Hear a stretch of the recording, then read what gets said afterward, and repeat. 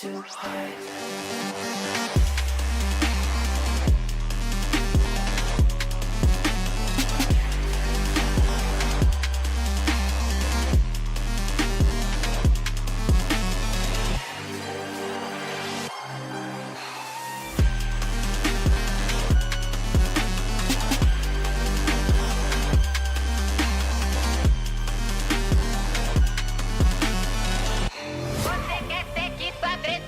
Vou deixar sua bunda ardendo, vou dar tapa, tapa, tapa, tapa, tapa pra cara.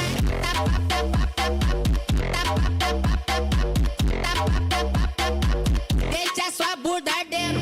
Tapa, tapa, tapa, tapa, tapa, deixa sua bunda ardendo. Toma sua safada, quica sua safada, vai. Toma sua safada, quica sua safada, vai, vai. Vem sentando pro pai, pai, vem sentando pro pai. Vem sentando pro pai, pai, vem sentando pro pai. Até de bater de frente, frente, frente, de frente. Esse aqui sou agressivo, deixa sua bunda ardendo. Vai novinha com todo prazer, hoje você tá tarada. Piranha, vai no toma, toma, vai. Toma, toma, toma.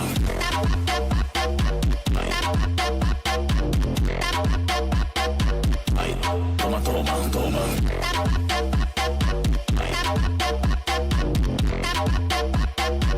Deixa sua bunda ardendo.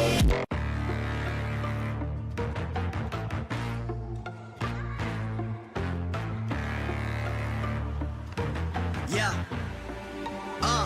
Money make the world go round. I'm trying to get a dog right now. Everybody worried about the crown big. Look, homie, I'm the man right now. Talking to a PI, kind of time we on. Don't roll like the kind of take eons. Got a little buzz, it's time to go beyond. Can't look back, no time to hit rewind. Yeah, she wants to do S class. I'm like, boo, you must ask. They pour way too much in your glass. Just move your hips like a hold up class. Hit the gab, I talk that gab. Strut like up, and I walk that shit. When I'm up, that's it. I'ma start living reckless. Hit that bag, I'ma walk like this. Yeah, I'ma walk like this. Hit that lane, I'ma walk like this. Walk in the spot, but they all get lit. Told them on flow, let me talk my shit. Every song bang, when they drop in hit. Said on the man, post up, no miss. Over your head, next time, don't slip. Play your part, better read that script. Yeah, I'ma walk like this.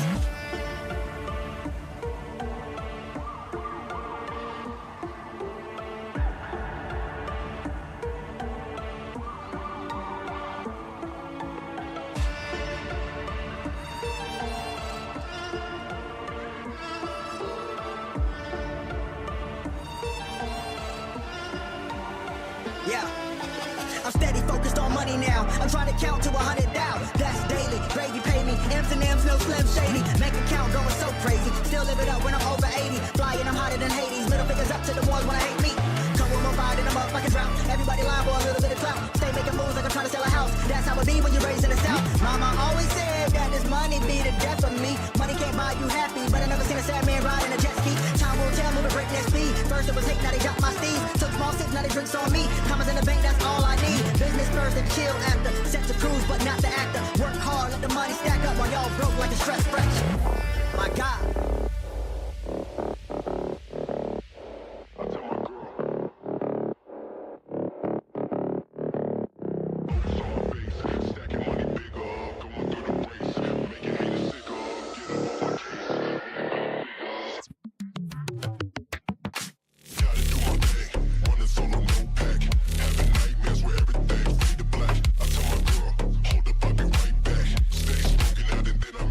Track low, so my face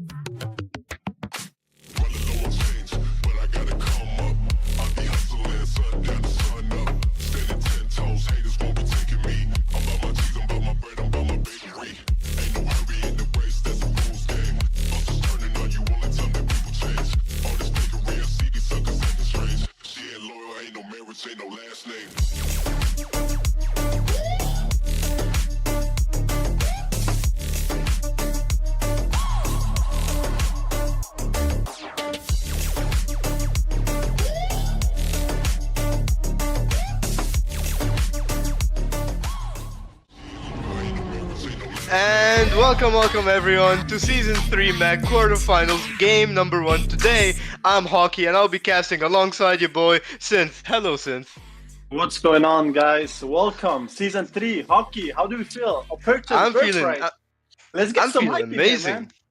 Let's get some vibes, get the comments going, everyone sure. like and subscribe, and we are gonna get straight to the games. I'm pretty excited about this. We have Opertum versus Birthright, two strong EU teams, and I'm looking forward for this. Yeah. So we're going into it, right? Opertum against Birthright. Now, I gotta say, Hockey, Opertum, they just recently changed lineup before the game. Oh. I think Wicked and they also added Lolo.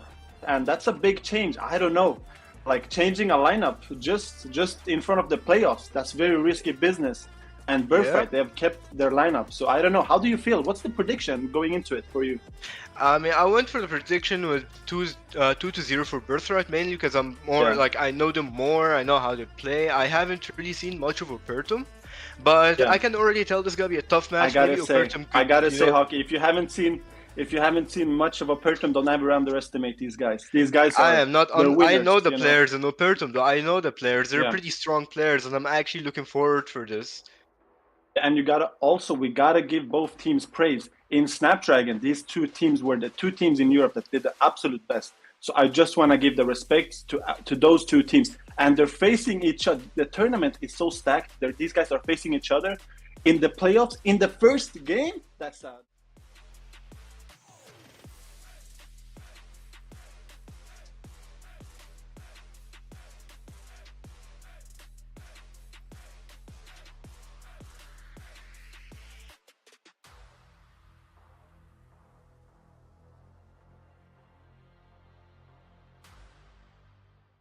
Honestly, I think it's got to be I'm taking a 2-1 for Opertum. I think they're coming up. I talked a little bit with Zian. He said now they feel like the communication is there. They have everything.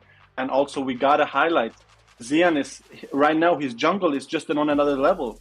I believe that Opertum is going to take this. I'm not sure. But also I cannot underestimate Birthright. They've always been that team. You know, people say, oh, they're underdogs, but they keep winning. So how are the underdogs keep winning? I don't think they're the underdogs anymore. They're the spotlight. You gotta pay the respects. So these are two teams that are absolutely on their peak level. Now, I don't know, like Opertum changing lineup before the playoffs after Snapdragon is one thing, but you know, maybe it's a fact that either this lineup is better or it's worse, and we're gonna find out. Birthright is no joke, so we're gonna see if it's paid off or if it's not. So I'm looking forward for that. I'm also looking forward for this.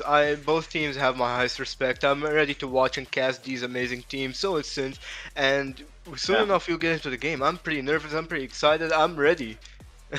Yeah, I mean, I don't know what to expect though. Like, I'm expecting absolutely perfect playoffs, because at this point these teams have practiced, they've drafted, they've made the best possible lineup that they think can win the tournament. And I'm interested. Is Birthright and Opertum, is any of them gonna come with surprises? I'm looking for everything. I'm looking for the gameplay. I'm looking for the draft. I'm looking for everything, Hockey. And I'm very interested coming into this. Honestly, I'm super interested. So I'm pretty excited. So I mean, we're gonna see a lot of stuff, crazy gameplay. I mean, like I said, this is probably one of the toughest matches we've already had. And it's already match number 1. So you could only imagine what the rest of MEC is gonna look like. Yeah, for sure. So yeah, we have Birthright. Grab your snacks. Get comfortable. You're gonna be here for a while. This is not gonna be over in 10 minutes. This is on another level, these guys. And also here we have the lineup, right? And there we go. Welcome everyone. We have the draft for the side of Opertum. We have Lolio, Wicked, Meng, Tiso, and Ziano. For the side of Birthright, we have Mark, Xiangmeng, Danny, Mikazuya, and Alejandro. Let's get straight into the draft here. We have the first pick going in for the side of Opertum. Take it up, Synth. Yeah, you gotta highlight, you know, Opertum. I know Zian has lately, he's been on tank. He loves to draft tanky jungles for himself. We've seen the Baxia, we've seen the Fredrin. There's no question. He's also good with Assassin. I'm wondering, are they gonna go tanky or are they gonna go Assassin? Because we're seeing a lot of tanky now. They banned Minotaur. Interesting. Alejandro is one of the players that absolutely loves Minotaur. He loves those engages. He loves the kind of tanky heroes that can make the play. He doesn't play that support that much. I've seen him, he loves that Minotaur, that Kufra. So I'm looking forward to seeing what's the draft going to be for both teams. What do you ban here for Birthright? Maybe Fredrin? I mean, I would say Fredrin, you have other threats, maybe low Yeah, E for as sure. well. Have to. There is the Have to Fredrin ban coming Fredrin, out. yeah. And, And you also have you other said some- threats. Yeah. Yeah. And also you like said low E. something there exactly. You said something there that people are that's gonna go above their head. Louis in 5Q, especially in tournament, you gotta respect it. Chip and Louis, these two heroes are gonna be banned for sure, I think. Yeah, they have to. I mean, come on, Chip and Louis Yeah. are two of the most broken heroes in 5Q because And when also, you're able to play with yeah. them, the communication level, the play style with these two heroes is so mobile and so dangerous. I mean, imagine you just playing with a Chip, you have a guy 5-man on top, next second you have a 5-man on bot lane. That's just Yeah. Chip for you. Every mobile support and mage is considered one of the most dangerous assets into a team, especially in a high level. Yeah, especially like when they can make the one play, the game can change its course. You gotta be careful. Louis is one of those heroes. Chip, another for sure. You gotta respect it. And also another thing is, I'm very interested when it comes to the marksman lane, because Moscow and Nathan right now are two of the strongest marksmen. We all know that. But also there are Roger. some, for sure, Roger as well. I got so there's a lot of marksmen that are gonna be open. People are not gonna respect the marksmen. Moscow is gonna be open. Nathan is gonna be open. Roger might be open, but just those two, Moscow and Nathan, are very strong. They're very game changing. I agree, but I'd say like mainly it depends on whichever marksman you pick. You need to also be prepared for what's gonna come next, and your team need to pick a draft that is For able sure. to protect and make sure that the counter picks against you aren't as harsh, right? So Yeah, when it comes and to also- picking Nathan, like you gotta beware of any incoming counter picks, maybe a Lolita coming in, maybe other stuff Yeah. we don't know yet. So you gotta be prepared when you first pick the Roger, and Yeah. you gotta see what's gonna happen. I Like, think we the have Lolita might Novaria be pick picked up. there. I think the the Lolita might be picked because the Lolita lately has been on a rise. It's been buffed. It's much stronger than it's been ever, really, and it's just very good for the season. For countering stuff like Louis, stuff like Nathan. Very strong. Oof, But you can see Edit, from Opertum. Yuzong. The I like picks this. coming in. I like this draft, honestly. Just from Birthright, they started off with two very strong heroes that can't really. It's very hard to punish. Yuzong and Novaria, very strong picks right here coming from Birthright. Now we have Edit picked. I'm wondering what is the third one gonna be, because after this they're gonna get banned, right? So is it gonna be the marksman? Are they gonna pick some marksman and ban out maybe the other marksman? That's a choice for sure. Let's I mean, just see though. you could still like go with a fighter jungle, a tank jungle, and put the Roger on the gold lane because you still have stuff that are quite flexible, open as well. But the Farsa is coming in as well. Pretty nice mage, especially against Novaria, where you're able to catch from a far distance. Yeah, and also remember, I actually talked to Zia and I said, what is one good thing about what is Birthright so good at? And he actually told me like they've been a team for really long, and they have very good gameplay and very good team play, very good communication. So he definitely respects Birthright, and that is very cool to see. So both teams obviously respect each other. You cannot. How can you not? These two teams, they go far in every tournament they play.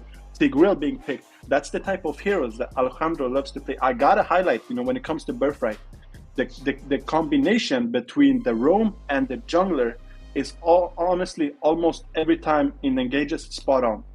They somehow know when they're gonna make the plays, and then they always make it. So I'm looking forward to that combination. I mean, when you've been there. a team for so long, I guess the teamwork between all of your teammates are just spot on from there. The discipline is high, so they know what they're doing. They know what's gonna happen, and they have to see the better outcome of this. And But also now another we see the I gotta Baxia highlight and Claude. also. Yeah, Baxia being banned, obviously Xian, one of the best Baxia in Europe. That's just a fact.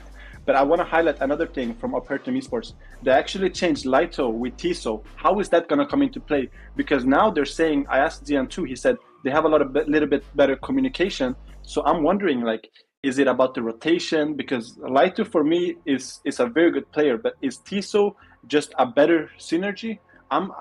We're gonna have to see. But you know, Baxia and Terizla being banned. I know Tiso is very good Terizla, so definitely a good pickup.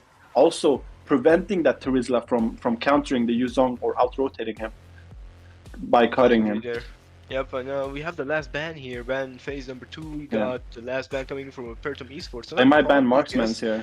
Yeah, Marksman. I mean, I guess they could still ban Natan here. They could still ban any other threat.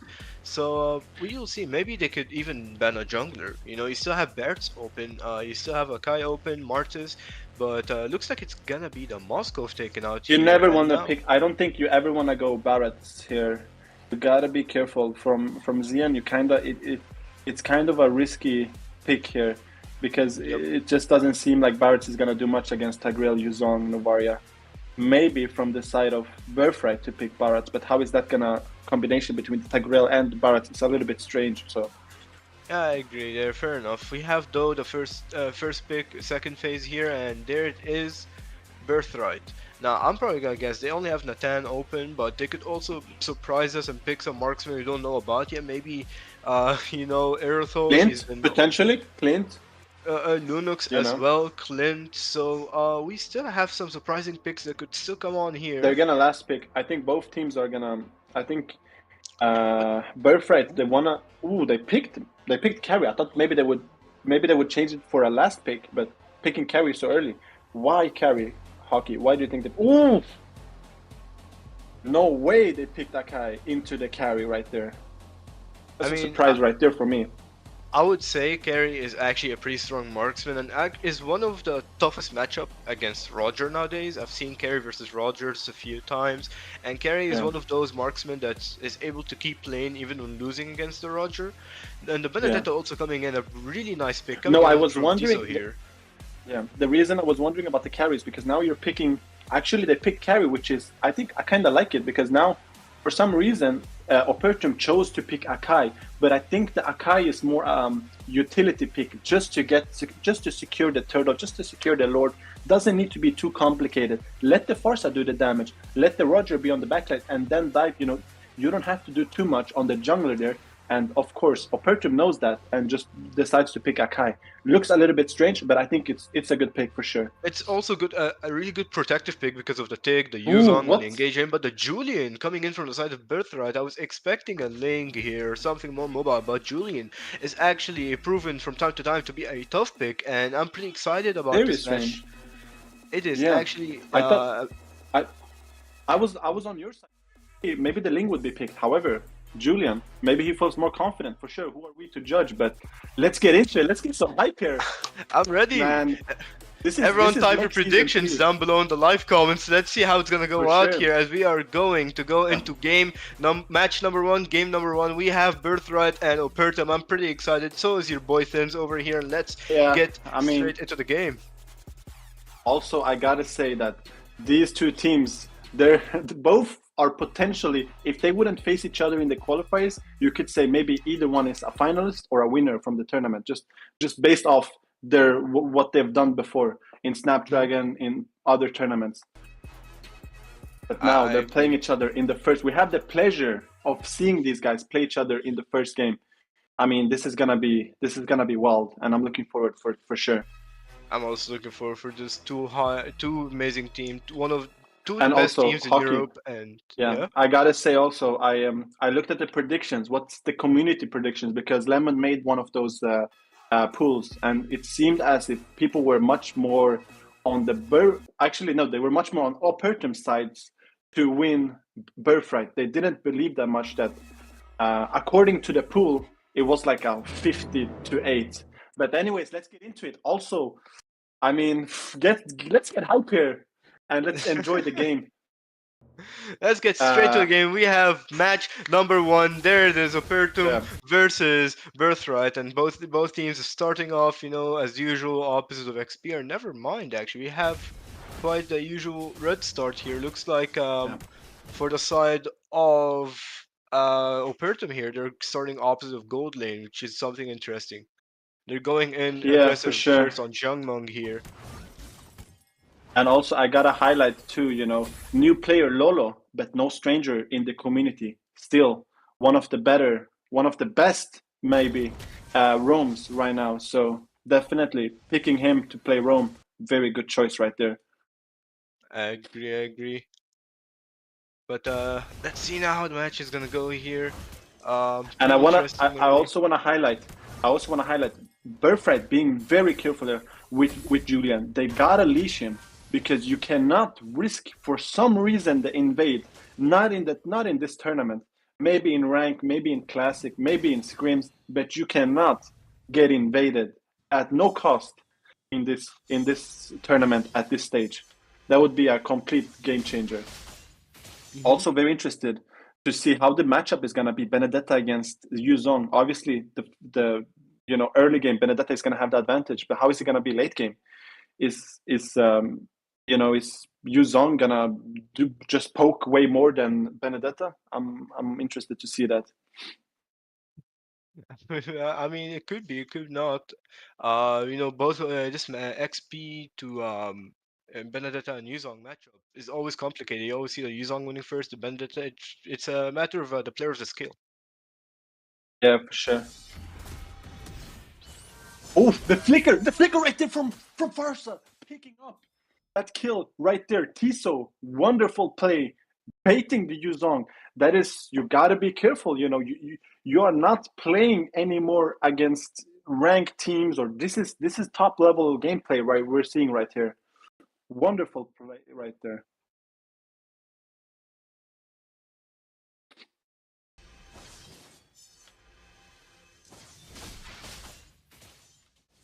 We can't see much, but we have the flicker coming in from Farsa, taking out the Yuzong. Wonderful play right there, Hockey. Wonderful, the absolute flicker right there coming in from Farsa, picking up that kill onto Yuzong. You gotta be careful. You cannot make these mistakes so early already. I agree here. These mistakes could be crucial. You also have 3-0 as already Tiso got 2 kills here in the game, 3 minutes into the game. Let's see how this guy play out. You can see Alejandro here on the top lane looking to do something with his teammates. Mark is ready, Alejandro is ready. These two are about to do a pop-off team play here, or maybe they're gonna prepare for the upcoming objective. And you can already see Alejandro is ready to take a fight. That's a Julian for you. He's just looking for whatever I gotta blood he can get on his say, hands. I gotta say, we're seeing now on the XP lane, Yuzong, he's a little bit scared. This is very bad signs right now. Benedetta is not only gonna rotate him, Yuzong is not gonna be in the conversation here to rotate. Yeah, super. The flicker coming in from Lulio and there it is. Wicked and Lolo right there. It's looking for an engage. Alejandro will be retreating alongside Mark here. Is this a fight happening? Are they looking for something? Now Lulio does not have a flicker, but Astro Recall coming in from Danny and a pretty nice snipe coming in. And there it is, the second turtle of the game starting right now. We have a Electro Final Slash coming in from Tiso, and there it is, that's the recall from Danny hitting Tiso once again. A fight is about to emerge. The Tigreal have to make the play here. If they want to be in the conversation, Farsa is doing so much damage. But however, Akai secures that turtle, have to. But look, now Yuzong picked up the kill on Farsa. Very good engage right there. No way you're gonna die, Lolo. There's no chance. Yuzong just got caught off guard. Everything is happening right now. Benedetta, wonderful play. He's getting fed this Benedetta. 3 kills already. Hasn't been 5 minutes. This is a very good start right now. Opertum is taking the lead here. I'm taking it pretty hard, but Alejandro's looking for a kill and takes it. And once again, it's resetted here. Play right there. Wonderful play right there. Coming out from Alejandro. Yep. Pretty nice play, pretty solid. I mean, that's the Julian for you. He's looking for any fight he can take, and even if it's under tower, he can still go for it and get out. But Tiso, on the other hand, he mints that XP lane, he goes to the gold lane, pushes that gold lane. Tiso's so ahead in farm in front of everyone right now. And I gotta say, Hockey, I've never seen in this tournament so far, I've never seen the XP lane dominate so much. Tiso is absolutely dominating Yuzong. He's not even, forget that he's, in the XP lane, he's not even in the game against Tiso right now. But you also got to pay respect because Birthright, they're still making plays, even though, they're down 2k gold, you'd say, 5 minutes, 6 minutes, they're down a tower.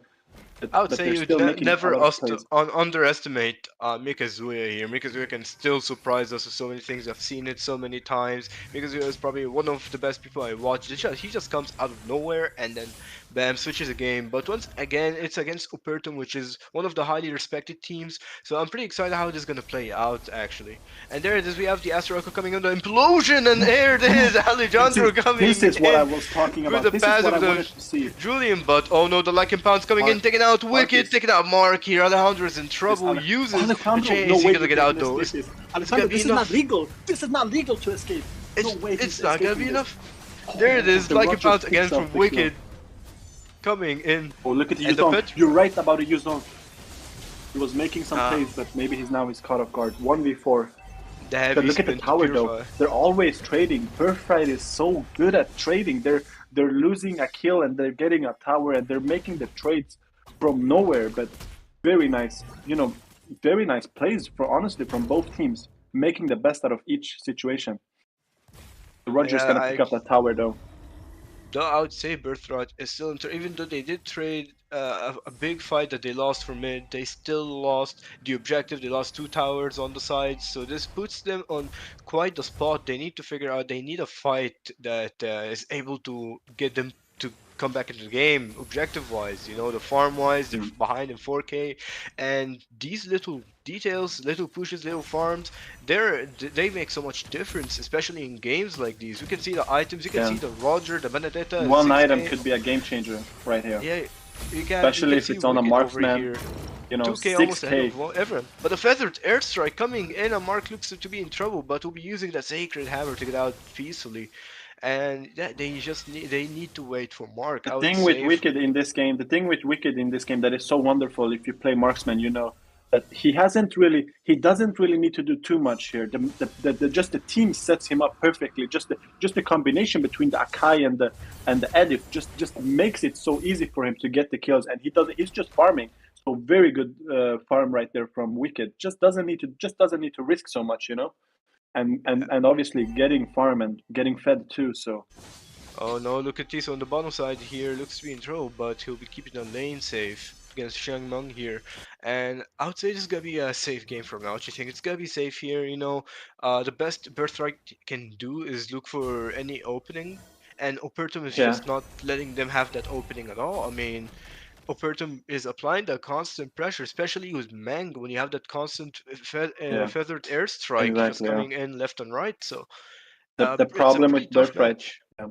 The problem with Birthright is that there's so many engages right now for Opertum. They have the Akai to go in. They have Meng with the feathered airstrike. They also have the Benedetta. There's so much engaged that you're gonna have to start giving up towers. And if you start giving up towers, that's gonna be a big problem because these guys are gonna snowball. They're gonna get the Lord, and after that, I don't know how you're gonna defend, honestly. I'm pretty excited to see we have the first Lord of the game over here. I'm pretty excited to see. You can see the positioning already. Alejandro is looking for something, probably looking for Wicked to get out of position, looking for something to see. And Mark as well is doing amazing job, keeping things safe. But Mikazuya. The wonderful thing about this game is that they still have the Yuzong. The Yuzong can still catch the Farsa on the backline. If they wouldn't have that Yuzong, I would say maybe it's over. But Farsa always need to be careful. However, Xian now starting the Lord, he has actually, it's an Akai. How do you move the Akai? It's not really sure, but he doesn't want to risk the Lord either. He doesn't want to, because there's no reason to, right?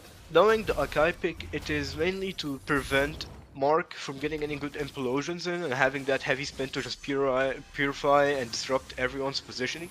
But once again, we don't know how it's gonna play out. Maybe Mark could do something else, or maybe how I see it here, Mikazuya could bait out the heavy spin, and you'd have Mark engage right afterwards. But once again, it's probably most unlikely because by the time Mikazuya does that, the fight will be emerging, and there's not gonna be enough time for this. And look at this. Pretty nice fight coming in here, pretty nice poke from Mikazuya, hoping to get something, and Astro recall coming in from Danny, is it gonna hit? And so close.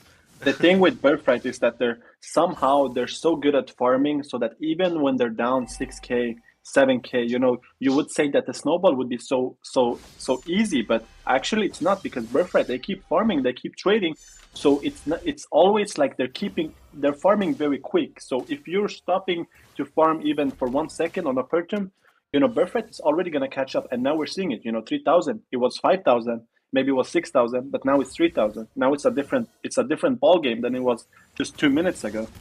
Not saying, of course, Opertum still winning, but this is not a good sign. You know, you're letting them farm. You're going into the late game. The late game, anyone can win, because it's all about the engages. It's all about making those plays. 4v5 might happen here. For the side of Birthright, they don't have Qeon into the fight. The Astro Echo coming in, but there it is. The engage coming in from Alejandro. Black Dragon form is coming in. He's looking for that but will be getting it. And there it is. Night right through the heavy spin coming in from Qeon, stopping the Black Dragon form just in time. But on the other side, Qiangmeng with that speedy light wheel, not only taking out Lolo, but also retreating pretty safely. He's able to defend the mid afterwards. Or Wicked will be taking it. There it is. Wicked taking it. And Alejandro, I don't know if you saw, but Alejandro got caught pretty badly here also by Lolo. I got a highlight in that fight. I got a highlight in that fight. Lolo did absolutely perfect. He stood between the Lord and the Alejandro, you know, just covering, just tanking everything. I said maybe he's dead. Of course, Edith, way tanky, knows his stuff, and just makes the plays right there to make sure that there is no threat right there from Alejandro. However, they're just gonna clear this door. They're gonna give up the turrets here, but there's no inhibitor gonna be taken. Looks like the Ice Arty coming in, the Flicker and the Feather Airstrike and the Heavy Spin, and that is enough for them to pick up Alejandro once again, not leaving him any space to retreat here. But let's see if the resource is worth it. They do take the tier 2 mid lane, they do trigger the passive, which is already out already because 12 minutes, but they don't get any inhibitors.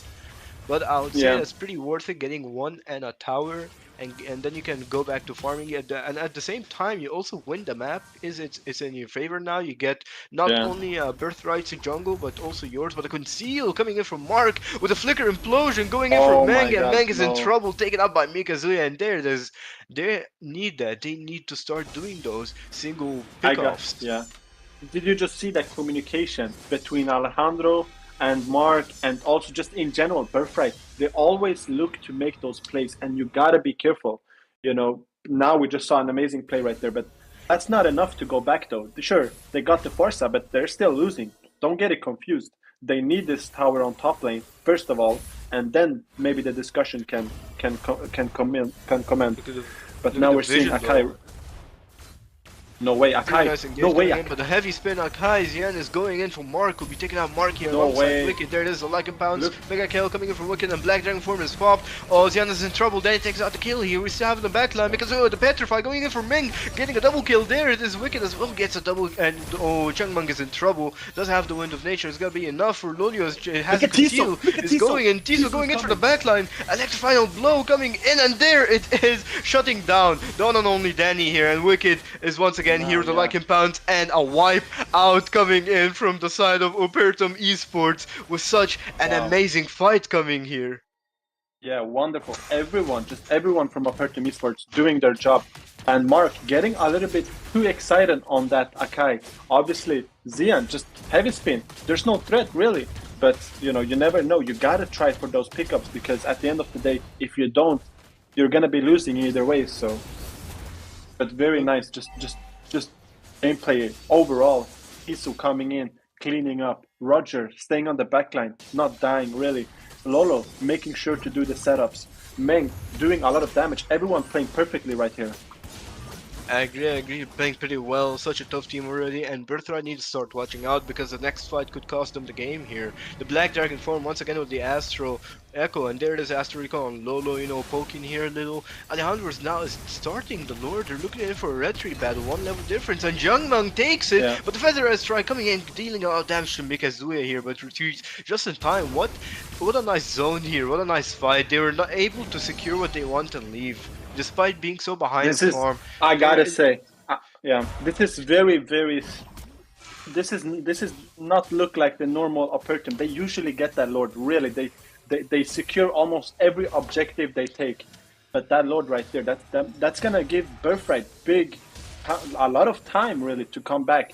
And you don't want to give these guys time, because you were winning at a certain point, but now it's getting a little bit closer and closer to the late game. Over in the bot lane, though, you can see Tiso is split pushing, might force the team for Birthright to retreat a little.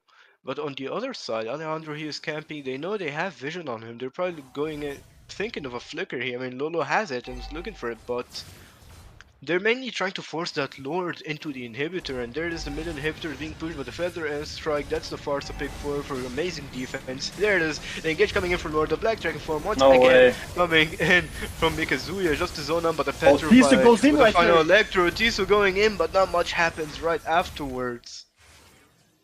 Wow. I mean, And there it is, Birthright really Birthright. knows. Yeah, Birthright really knew that they could force the inhibitor with that really risky play. Really, if they got wiped out, because Opertum at the end of the day they're up in gold, so that's a big threat right there. Just in general, but you know, forcing that very good now. I mean, I'll tell you And I this. got, Any opening that yeah, is open, like Birthright just notice it instantly. They know that this is a chance, and they having Mikazuya on the Yuzong as well, the pick here. yeah, Even though it may not look as good, actually the Black Dragon form just is enough to zone out a lot of people, because you know you have Mang, he has to watch out for Black Dragon form. You have Wicked, he has to watch out from that, and the only thing that can really protect him from a Black Dragon form is either Tiso with the Petrify, or maybe a heavy spin coming in from Qeon if he doesn't land on them.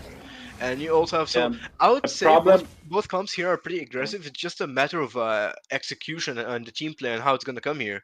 Because yeah, once again, like you saw from the previous fight, the wipeout that came from Birthright when they got wiped out, yeah, you saw excellent communication. They know that this take is no threat when the heavy spin is out, and they know they can take a yeah. fight right after, and And hence for honestly, getting the wipeout. yeah. And honestly, just in this situation, if we're talking structurally, like Opertum has the top inhibitor gone, and also Birthright has the bottom. It's better for Birthright. Don't get it confused, because this is the on the top side for Opertum. They must clear every time. They must clear, because the Lord is gonna. But the problem is the Lord is gonna come down bottom side, so it's not a. They always need to rotate a lot on the top side. However, Benedetta now, is she gonna push? So she's coming back. They cannot let this Lord. This Lord is super important. Both teams, they must make sure to fight for this. There is no chance. This could potentially be the lord of the game here.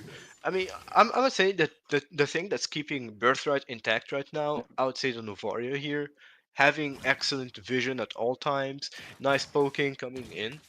I love Danny's pick here. I mean, I love the Novaria pick in general because it helps so much resource-wise. You know, she's pretty nice to give vision, and it's one of the most important things you need. But now, Opertum are looking for something here. What do you think is gonna happen next? I mean, right now, I think both teams are just gonna wait to poke. They must poke each other. No one can start the Lord. They gotta just poke and play that game. We're gonna see this until someone either gets picked up or someone gets poked low enough really to force and engage. Right now, we Oh, haven't seen much. looks like the Lord is in here. Jian knows he has that I don't heavy think this is spin a and can serious use try it. though. This is, or are they gonna keep it? I don't know. I They think are they're gonna drop baiting it. There's here. no. They should not. They should not. I don't think this is a good idea. However, look, Akai is half Oh. HP now. Yuzong, Okay. they might go for this. They are going Hockey, for they might this. go You for have this. the Black Dragon front because they're still going in with the Petrify, taking the What? Jian and Lulu out, and there it is the mark No with the way. implosion, but the heavy spin coming in, just saving himself Carry in the time, carry Jian. doesn't die. But Oh, ooh, they this have some sniper recall kill. coming in from Carry. Danny, taking out the kill, No, and Alejandro's no, looking for a dive, but looks like he missed unfortunately, no. and Wicked picks up the kill for himself here. But on the other side, on the Oh. top side of the map, you Look at have Tiso. Look the at one and Tiso. only Look at Tiso is Tiso. looking for something, Tiso. but the Wind of Nature Tiso. coming in, the Tiso. Immortality might be procced, and Tiso. there it is, Tiso might Tiso. be in trouble, No, and there it is the Tiso. shutdown coming in from Not Xiang like Myung. this. What a fight coming in from. Tiso. Actually, it's a fair fight between both teams, but now both teams know that they're only. It's a 2v3 right now. It's a 3 for 2, and Wicked Did needs you to see watch that? out. First of all, did you see that wonderful snipe right there from Danny? And second, the Yeah? carry just making the plays. Yu Zong too. You told me you cannot underestimate this guy. Yu Zong. I was wrong, Hockey. I was wrong. I gotta say, Yu Zong is perfect that fight. I gotta be honest. But also, Wicked really doing so much damage on the backline. This is a carry against a Roger. Both marksmen really making good plays for their teams. However, now it seems as if Birthright has this load. Can they finish Hockey? Is it possible? Is that on the table?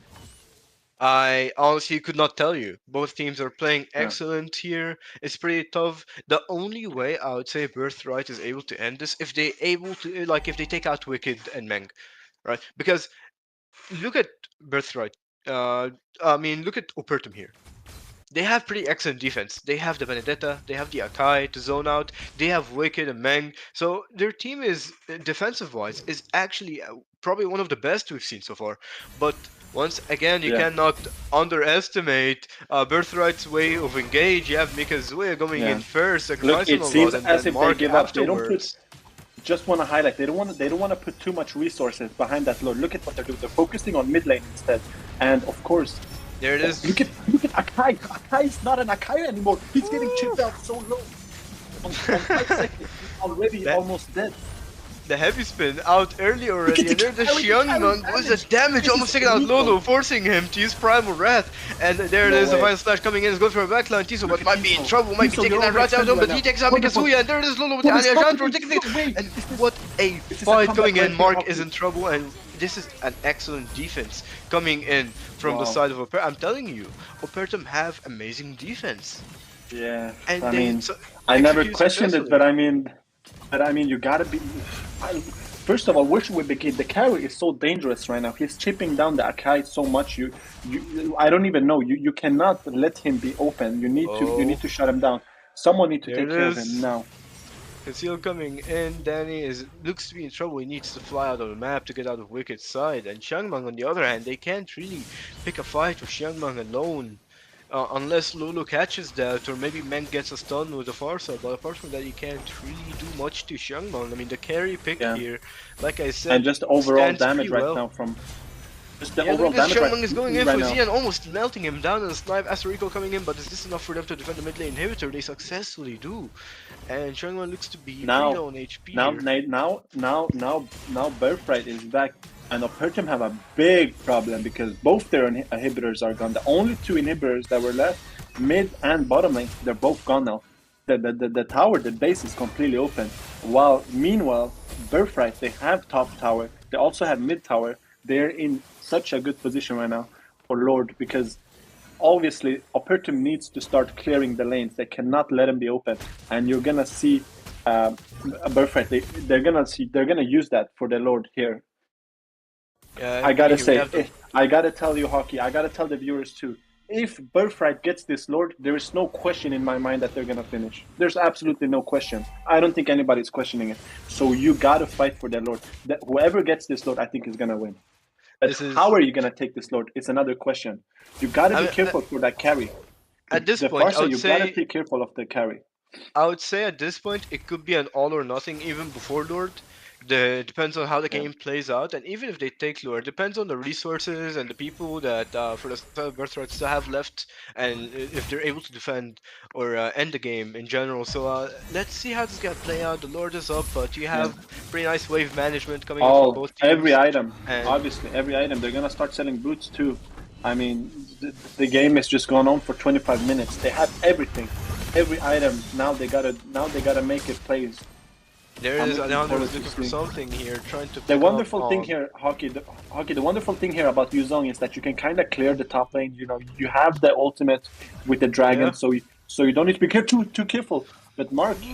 Looks like Lulu's in trouble. Xiangmeng coming in with speedy light. We're taking out Lulu on the snipe. Astorico coming in, but there it is. Jian with the heavy spin. Now this is their sign to go in. The black dragon form coming in. Mark is looking for an engage. There is no chance. There's no way he's going in. There's no way. They know they don't have the heavy spin, and there it is the heavy spin. Lulu's taken out by Danny, but Mikazuya is taken out by Wicked here. And there it is the implosion coming in from Xian.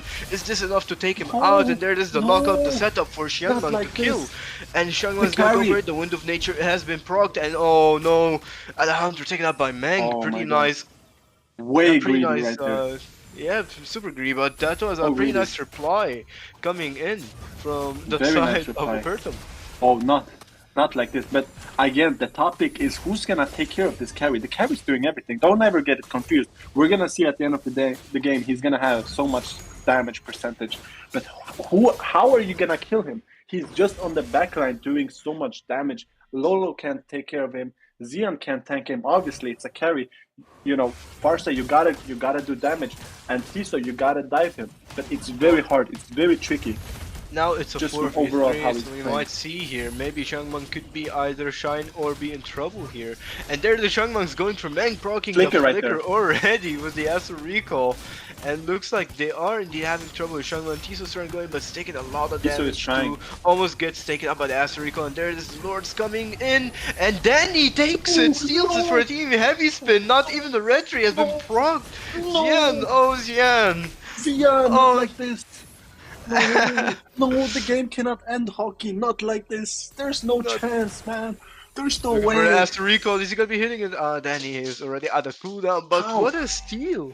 We gotta get a replay on that later on. How did the Novaria, out of every hero, get the Lord? I cannot tell you that question. It's like he won a lottery. I don't know.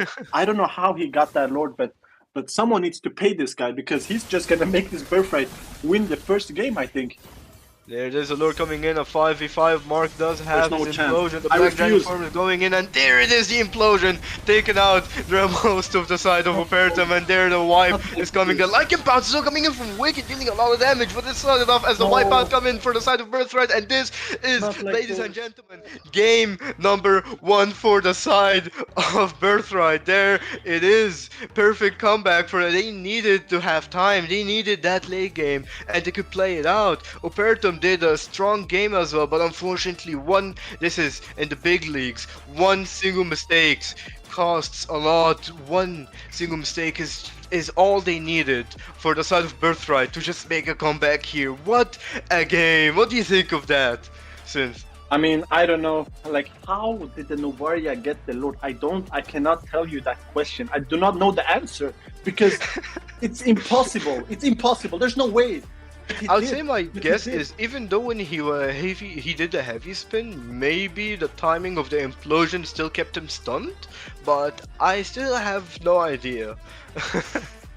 I think honestly that Lord was the single most important game, the single most important play on the whole game. If Xian got that Lord, there is no question that they would finish. They would just rotate back, reassemble, and go with the Lord push. I don't think with Meng doing the feathered airstrike, I don't think Birthright really can hold that too well. But now, for some reason, the Novaria, Danny, oh my god, I gotta highlight too. Just Birthright with the playing Novaria, amazing. the Astro Recall, you have already like some resources procced before the Lord, and then stealing the Lord on top of that. Yeah, and It's here we have but obviously the over MVP. here on the MVP screen, you can see Xiang Myung over here. He was on the top of his game today with that carry. Look at the damage right here, almost 40%, 40%, and he obviously, we saw it in game. I said you cannot let this carry be open. For God's sake, you gotta take care of him. But you know, if you don't, you're gonna pay for it, and I think they paid for it. However, ignore the carry. I think the retribution what was the game changer right there. You gotta be careful, because if you're getting the Lord at that late stage, you need to secure it. But Danny making the plays, 35% right. Look at the damage right there from Birthright, 36%, 35%. Really, they funneled into their damage dealers right there. But also on the other side, you gotta highlight Wicked, really playing amazing game. Didn't get caught off guard almost any time. Also, Tisu, wonderful early game. He did the perfect job to take care of the Yuzong. But the Yuzong, you told me, don't underestimate this guy, especially in team fights. He knows his stuff. And I was wrong, guys. I was wrong. He knows his stuff. I'm sorry, Mikazu. I'm sorry. But yeah, that is game. I mean, that's match number 1 right there. A This pretty is- insane match. this is MEC. First game in the playoffs. This is only MEC. the first- Welcome to MEC, guys. It's only the first game, and it's already match number 1. So I'm excited for match number 2, and it's making me nervous. I mean, they are already in the draft for match number 2, and we have Birthright this time for the first pick, and let's see what's gonna be the picks and ban here. So I'm probably sure, still and gonna I'm gonna guess they could I probably think- ban something from last game. Yeah, it's gonna be. I think it's gonna be very similar from last game. I think we're gonna see the Harif, we're gonna see the Louis, we're gonna see the Chip being banned. I don't know if we're gonna see the Minotaur, but we might see some similar. But however, I'm only wondering, like, if you're Opertum eSports right now, you just came off. Forget that you lost. Everyone can lose. You know, we accept losses here, but that was a terrible lose. I gotta be honest. And that play right there from Novaria, how do you go forward? If you play that game, that first game is going to be on your mind going into it. Do you stick to what you know? Do you say, okay, we made a mistake, and we still believe that we're better than them, so we're just going to go with the same flow, and we're going to take care of them for the second game? How do you move on from that game?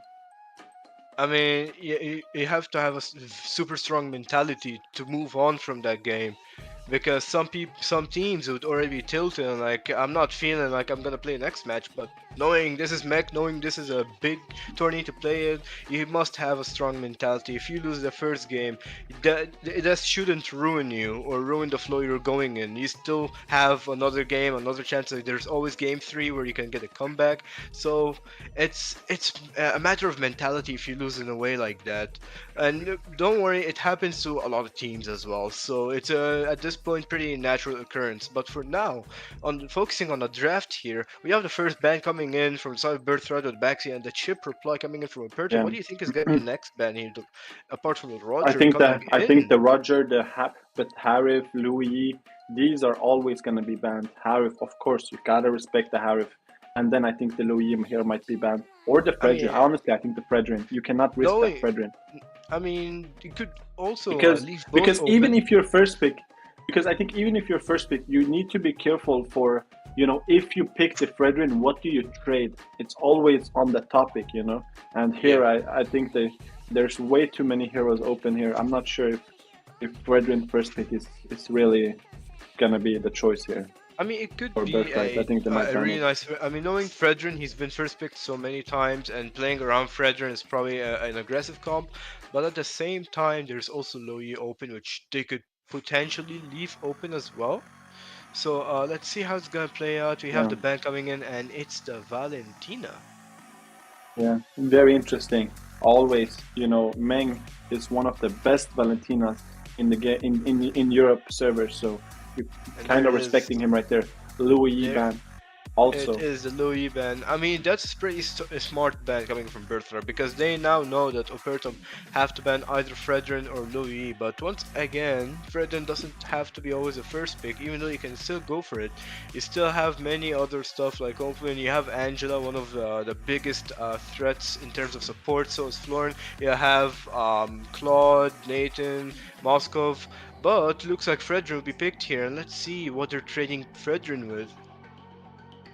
I mean, honestly, if they pick Fredrin, Edit, they pick Edit right there. Opertum is really shocking me.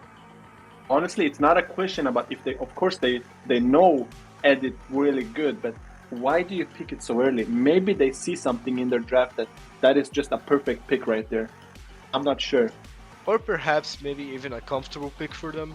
They're able to play comfortably around an Edis more than any other roamer they have, or they just like to play around the Edis in general. But the Vixana as well coming in from the side of Opertum here. Pretty interesting 2 picks here, but let's see what they're trading these 2 picks with, because now we might see an Angela, we might see a Moskov, we might see a Natan, and it's it's such a dangerous draft that you are about to give right now. So let's see now Birthright.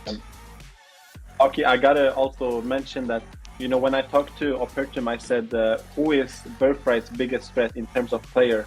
And Tiso actually told me that Changmeng, the last guy MVP, Harry, obviously, you know, he's the biggest threat, and it feels interesting to say, just especially after that last game, to see what he was doing. It looked amazing. He looked like an NPL player. I said, is this guy playing in Filipino or Europe? I said, there's no way right now. I agree with Tiso here. Xiangmeng, over the times, when I cast him time and time, he's always surprised me, and once again, he's done it again. What a mad lad. But we have the Minotaur. They like that. They love that Minotaur, and the Novaria coming in as well. Danny and the one and only Mark on the Mino. But now, I mean, we have the Claude. Also, you gotta keep in mind. Yeah, you gotta keep in mind also, last game, Opertum, they banned the Minotaur. Now they don't have enough bans for Minotaur. Minotaur was more, we're first pick, we can ban it. But now they pick the Minotaur, and just Mark's Minotaur. Don't ever get it confused. It's just up there. It's just, he just makes the plays. He makes the plays with Tigreal. He makes the plays with Minotaur. Don't get it confused. You gotta respect it right now. But Cloud being picked this is always a question. Can you pick Cloud into Minotaur? You know, because you can get cancelled if you're not careful. You might get cancelled by the Minotaur. However, I Wicked, agree here, but Wicked, also not Wicked only last game. where. Mhm. Yeah, Wicked last Not game he only where the played Minotaur very can good. cancel you, but the Fredrin as well. You know, the Fredrin has that mini knockup which could also just cancel the Claude. So when it comes to Yeah. picking Claude in front of a Fred and a Mino, it mainly depends on your skill of the Claude, the macro skill, the micro skill as well. The Claude, you have to know when to go, when to engage, and how to perfectly time the usage of your skills. And this is what we might see from Wicked. Yeah, and I don't know. I don't want to sound like a broken record, but just as I was checking my messages, people are spamming me. They said that play right there from Novaria, like it's unbelievable how we found ourselves in a situation where Birthright they're up 1-0 to Opertum just based off a crazy, insane play that you're not gonna see anywhere but MEC. It's just one of those top level plays. Amazing. agree. But now this is the second game. The I think there's Yuzong. anger in them. I think they want to prove. Yeah, Yuzong being banned. Very good ban right there. I mean, I agree. Don't The ever let Yuzong it is a Yuzong threat. be open. I've And told you I last underestimate- game, Mikazuya, I- never underestimate that guy. Guys, I was wrong. In case you're wondering, I was wrong. Don't ever underestimate the Yuzong from Birthright. Amazing right there. However, Moscow, we didn't see that. We didn't see that Moscow was relevant last game, even when it was open. So now Moscow ban here. Interesting. Moskov was banned from the last game, I think, from the side of Birthright. He was banned? Yeah, he was. Yeah, he might have been, yeah. Because it was a little bit we strange have that they wouldn't pick it. second phase first pick going in for the side of Opertum, and let's see Opertum eSports. What are they gonna go for? I mean, at this point, Yeah. they Also, gotta go for hockey, yeah. something, something safe. Hockey, yeah, hockey. Also, the XP laner is always interesting. The Terizla might be picked here. As far as I see, it's still open, so that's still a choice. The Yuzong is banned, but what is Tisu gonna opt for? Benedetta again. I like his Benedetta. I think it's a good. Of course. I agree. He goes with his comfort. He knows he's great at it. So why not do it again? Even though they lost, I still think he played amazing. There was nothing wrong he did. Just early game, mid game, just winning the lane perfectly. So picking Benedetta again, sure. Let's see what Birthright is gonna do to counter that. Is it Terizla gonna be? Is the Terizla? The thing that I'm worrying about here with the Terizla and the Benedetta matchup is that Terizla is kind of slow.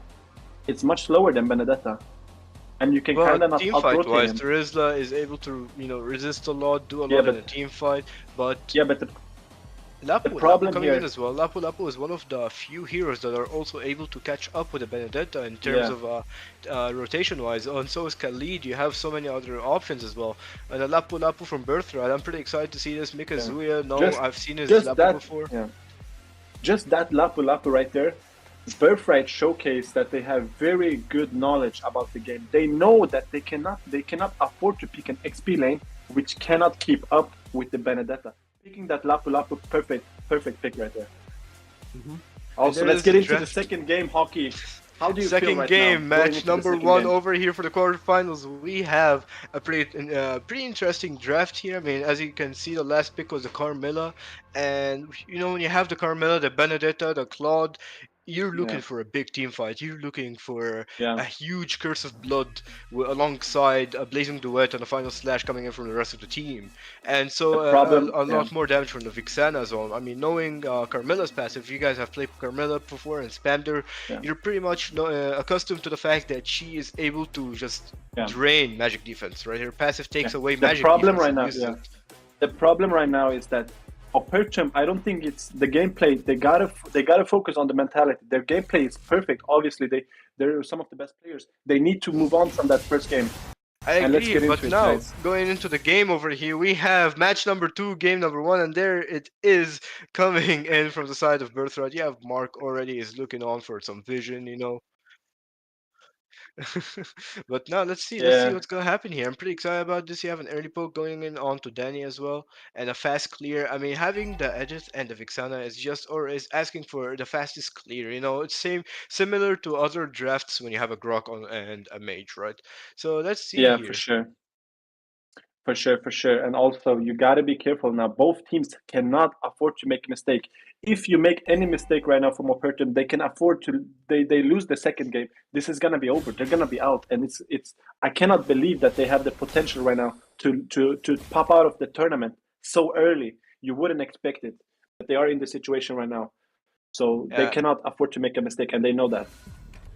I agree. I completely agree with you here. But now Danny here is looking in for some Astro Recall, looking to fast clear, at least catch up with Meng's clearing speed alongside Lulia, and there is Mark as well is contesting.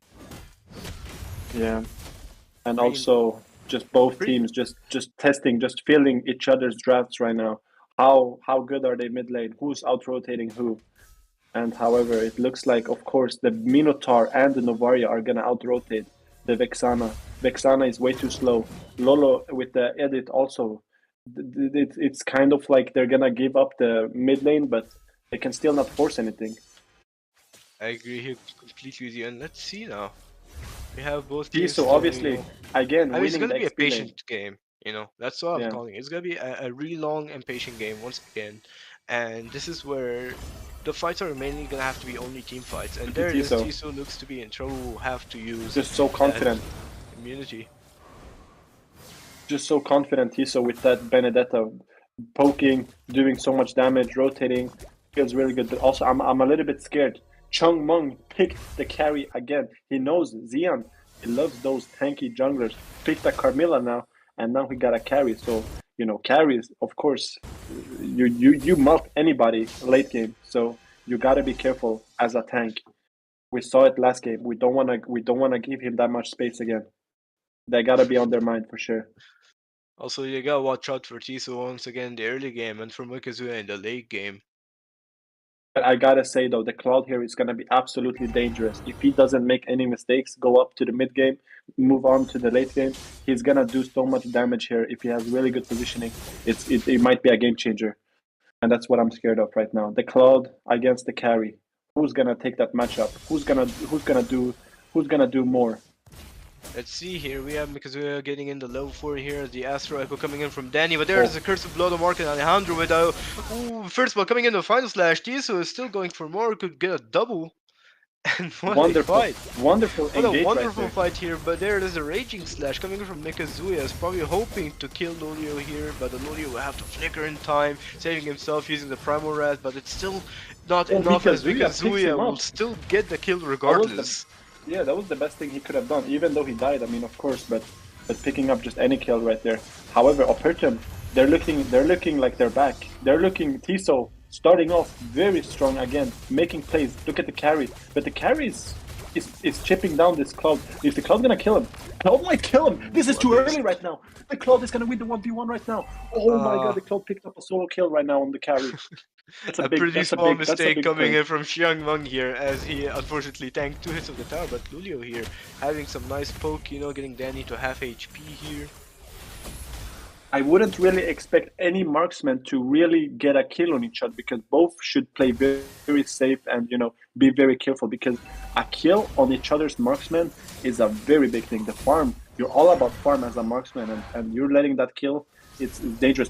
Look, Ooh, the Flicker Money and Fury coming in from Mark and then Engage coming in back up from Alejandro. But on the other side, you have Wicked still going for Xiang Meng with the Blazing Duet. Is it enough for him?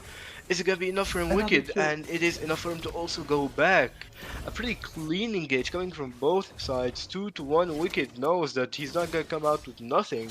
And further boost himself in the farm here. I mean, now having an early game Claude is more dangerous than ever.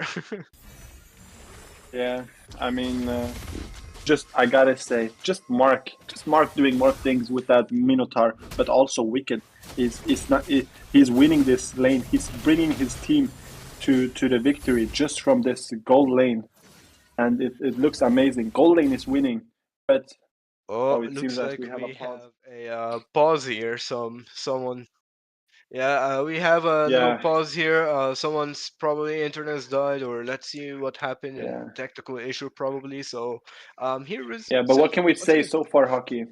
Uh, What do you think? Is it good signs for Opertum coming into the second game, or is it a little bit shaky? How do you feel?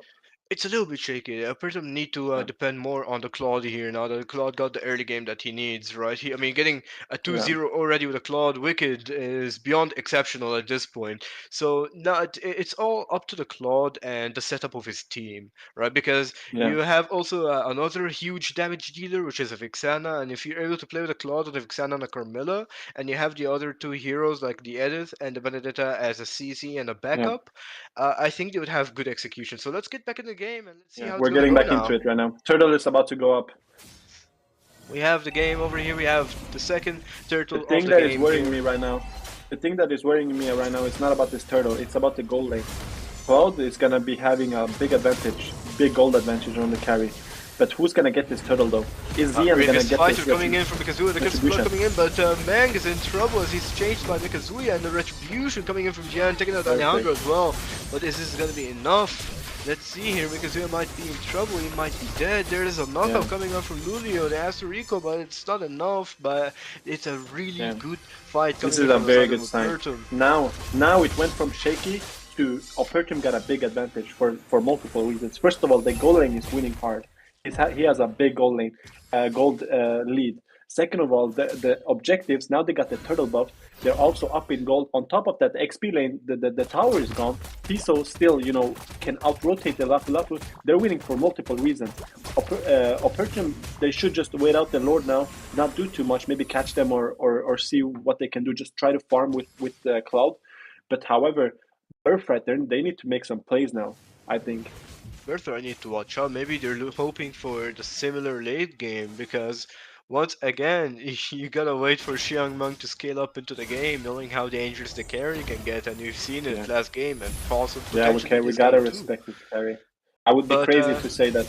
Oh no, Zian is not caught off guard here. There's no way that. looks like the Mind Fury is There's coming no in. marksman Alejandro right is also there to back it up, but the Curse of Blood is just gonna be enough to save him, and it is enough to let them disengage. Alejandro is Alejandro, though, caught. on the other hand, seems to Alejandro be in is trouble. in space right now. Spelled He's by back in space Operatum, right and now. Tissue. He's not even on the map. Tizzle takes the kill here. Alejandro unfortunately gets a little bit out of position, and it's just enough for them to further pressure here. Maybe get some damage on the mid tower. Just look And at Tiso's actually, Benedetta. Just look at his Tiso, Benedetta. Just look at the Benedetta right now. He's doing. Raging Oh, he Slash might be coming in, and ooh, pretty nice. just the overall rotation, just the overall rotation and the map awareness from the Benedetta. He's rotating everywhere. He's top lane, his middle lane, he goes turtle. He's everywhere, and he's making the plays right now for Opertum. Wicked being a little bit low. Youngman with a speedy light wheel is he's looking for some damage. Even and though- actually gets even though- good damage on yeah. Lulio. Even though, like we said, he was dying to the cloud. However, he's doing good damage though. Cannot underestimate carry ever, especially not his carry. But look at Tiso though. He has a good clear. He's not threatened really by the Novaria or the Lapu Lapu here. He's gonna come from the back lane. Look at him. He's gonna rotate. He's gonna push the bot lane, and he's gonna come up from the bot lane, and it's gonna be a big problem. If you're That's a in a Benedetta bad for you. position, Yeah, that's Yeah. a teaser for you. He pressures a lot. Look at actually, him. one of He's the best baiting things these guys. about him. He's And there baiting is these a double guys. stun. Going in, still going in, final slash use, but now Jan takes a turtle from the side of Opertum here, and they're looking forward to just keep pressure, keep winning these sides of the map, the objective-wise side of the map, and Zian maybe is playing try so to good get right now. something on Chunman. But there's now, no damage right now. There's no damage. You cannot kill this Carmilla, and he's getting every objective. So this game, he's absolutely making sure that he wants to win. There's no question about it. ooh, a pretty nice retro Gets killing from them. Jan taking that. Yeah, gets the blue as well. Gets the buff right there. But Wow, yeah. what a game! What a game, it's- It may be a patient game. Look but at it Tiso, sure look at is a tough one. And Tiso. He's diving Tiso! bot lane. He's top lane. He's everywhere. Oh my god, he's rotating like I've never seen someone rotate before. Absolutely perfect right there. Pick up onto Lapu Lapu. Tiso is dominating right now. 5-0 How does he? right now? How does he Vendetta. kill him so fast though? This is a Lapu Lapu. This is not a marksman. How does he Well, die? that's a Vendetta for you, that's a Tisu for you, but now Curse of Blood linked on Daniel Mark. Mark will be taken out here though, and it looks like this could be enough for him to start pushing the mid lane, pressure it further. I mean, you have Tisu, you have Xian, you have Lolo and Meng with that Eternal Guard zoning out, and there it is, it's dead now, but is it gonna be enough for them to take the mid? And it is, but on the other side, Tisu with the 5-star with the Petrify, going out to Mikazuya, stopping him, you know, protecting Xian here, and there it is, applying further pressure now. Birthright, map control is not there anymore. They don't really have the map control they're hoping for, and they're gonna have to wait for another long game. But remember what we they said. better hope Remember for what best. we said last game.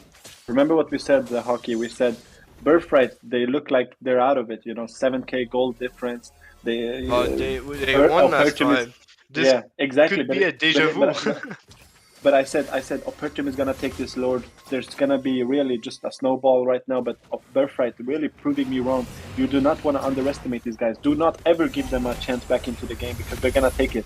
So you need to be very careful here how you go forward. They're gonna get this Lord. Of course, Opertum is gonna get this Lord with no threat really.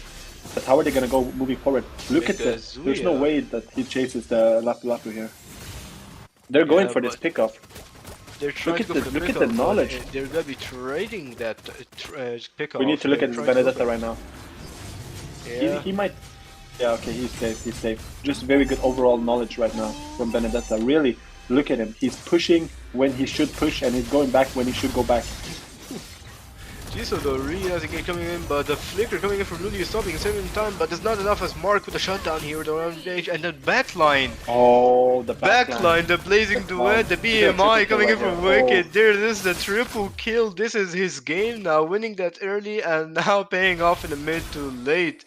And this is Wicked for y'all. This is his Claude, his game, his time to shine, and is going in for a mid push. And Alejandro on the other side is in trouble, but looks like Mem is just gonna leave that to the one and only Lulio here. Is looking to kill he's himself dying? there. Oh yeah. Yeah, I mean, Yeah, this might be over. I've never seen Opertum play this strong before. Really. Wait, this not. Wait, I'm gonna take that back. This is not over. I'm sorry, guys, but Opertum is playing really good. And Shenron with a pickup here, taking damage, off one kill. the damage from More than Vexana. enough for them. Taking the Vexana out. The problem here, Hockey, is that this Cloud is doing everything, and you cannot catch him. It's very hard to catch this Cloud, especially with that Purify. Oh, look at he's chasing Danny. Danny's gone. The blazing duet. I mean, this is Wicked's game overall, but now are they able to end this? You have Tisu going and is trying to go for engage, but it's a Petrify, unfortunately. Yeah, this is over. 11 minutes. It is 11-minute game. There it is. Game number 2, 1-1, and they wanted to come back and they got it. I cannot Despite believe losing. I said. I don't know. I do not know how he was that quick. Because at the end of the day, I think maybe they could have pulled, but Wicked really pulling through. First, it was Tisu. That early game, I gotta give it to Tisu. I said he's the MVP of that early game. The mid game, the Cloud did everything. That damage, so much space, really, just making sure that he stays safe as also, but also do so much damage. And you gotta take care of him. And at that stage, with that much farm, you know, he won the 1v1 hockey. I think that was what was really going down for. It started going downhill. Winning 1v1 in that early game is actually super crucial for the Claude. Especially with Claude, yeah. Yeah, it gives them more. It gives him more space, more time. You know, he's now ahead, so he can safely just rotate as he wishes, be with the team, and still pull out the damage they need for that early, that extra little damage. And the Claude was there to provide that with the BMI, the Blazing Duet going in.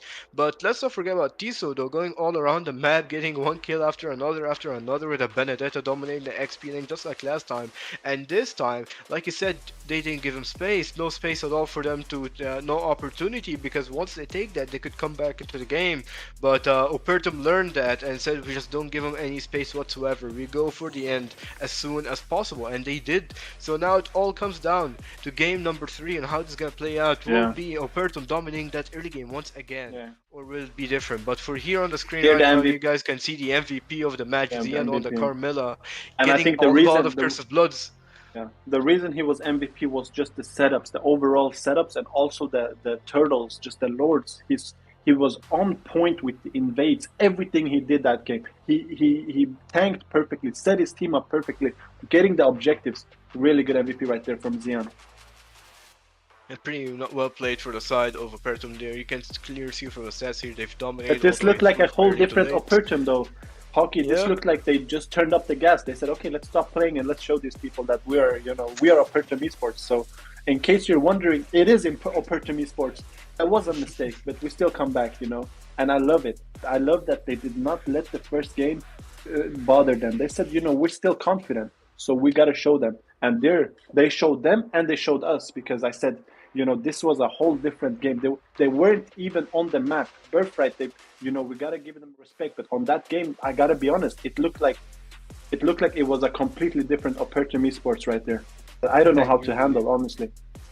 I mean, a pretty tough man. I mean, I would say just the early game domination was more just the early than game enough, domination. and this time But they learned from their previous mistakes, and when you learn from that, you have a lot, and then you begin to dominate right afterwards. But now, let's see the reply coming in from the side of Birthright as we hop into game number 3 now. Now they've lost this match. We'll have to keep the same mentality and maybe even Minotaur. switch up the style a little bit. Knowing Birthright, they've lost early game twice and up to the mid game. So now Birthright need to have a change of plans because they can't risk something like this anymore. And you have Opertum once again, like game number 1, they're banning in the Minotaur. The XP laners really have. First, it was the XP lane from Mikazuya that was really with the Yuzong. Now, but again, Tiso winning that early game, really putting a big chip on Birthright's shoulder. Because if you lose the XP lane, it's very annoying to see Benedetta rotating everywhere, picking up solo kills. And I'm interested to see, is Opertum, there is no way, Hockey, they can pick Benedetta for a third game. Surely not. Because Birthright could be there unless... Yeah, Birthright's guys, but it could be there, knowing it's Jesus' comfort pick. We've seen how he plays it, pretty amazing. But potentially, who knows? I mean, he could go for a third game, or maybe even they ban it. And looks like the edit ban coming in from the side of Birthright. Taking the comfort pick out of Lolo here, maybe even ban Benedetta right after, or maybe they have to ban the That's very interesting because they can't leave it open. That's very interesting that we saw Edit and Benedetta being picked for both games. Both games, Edit and Benedetta, what do they see specifically in those heroes that make it just such a good pick for them? But of course they pick it, but they play it perfectly. So you gotta be careful. You gotta pick the counters, or you gotta ban it. I don't know. By banning it, they show that they really respect it. So if that's the move they want to make, but they leave something open though. Maybe now it's Louis open, Roger. There's Fredrin. There's heroes open. So if you ban Edit like they did, something else is going to be open. And I'm wondering, what is Opertum going to go for right now? Are they going to pick the Fredrin? They might pick the Fred or the Louis, depending on the ban coming in from Birthright. But the Baxi will be taken out now, leaving the Louis open. But in return, is going to probably give not only the Fred, but Roger as well is open too. So keep that in mind. Roger's still up, maybe even... I think the Roger, for sure. And no hesitation. No hesitation There's no hesitation, all. yeah. Louis for the Roger, but once again, you still have Novaria open. They could still go for the Nova instead, but the Fredrin instead will be picked. As I said, the Fred and the Roger. They could probably even pick the Novaria right after. We're seeing Birthright right now in their element. They love this Fredrin. They love the Roger. Don't get it confused. They love these two heroes. So by Opertum picking, of course, Louis, very good pick. Almost should be banned every game. But by them getting the Louis open, they also give up the Fredrin and the Roger. And people need to ask themselves, is that the worth? Is the trade worth it? Maybe, sure, depending on the engages. Now we see that Arlott is picked. Is the Arlott picked on Rome or on XP lane? That is also going to be on the topic. I think it's Rome. Now, Arlott pick here, it depends on what's gonna go in the game, because Arlott once again is a flexible pick. It's just like how you would pick an X-Borg, right? You don't know if it's gonna be jungle or XP depending on what you're gonna face. So I would say a pretty nice flex pick coming in, and we have a Barat who could also be a flex pick. You can see from the draft here, we could still go like an Arlott, Rome, Barat, XP and have a different jungler. But once again, we don't know where these guys are gonna go. And on the other side of Birthright, taking in the Tigreal that they wanted for so long here again. There it is, Mark on the Tig. We've impressed us, and we'll probably do it again on this match. This pick right here from Mark. This is we're seeing Birthright in their element.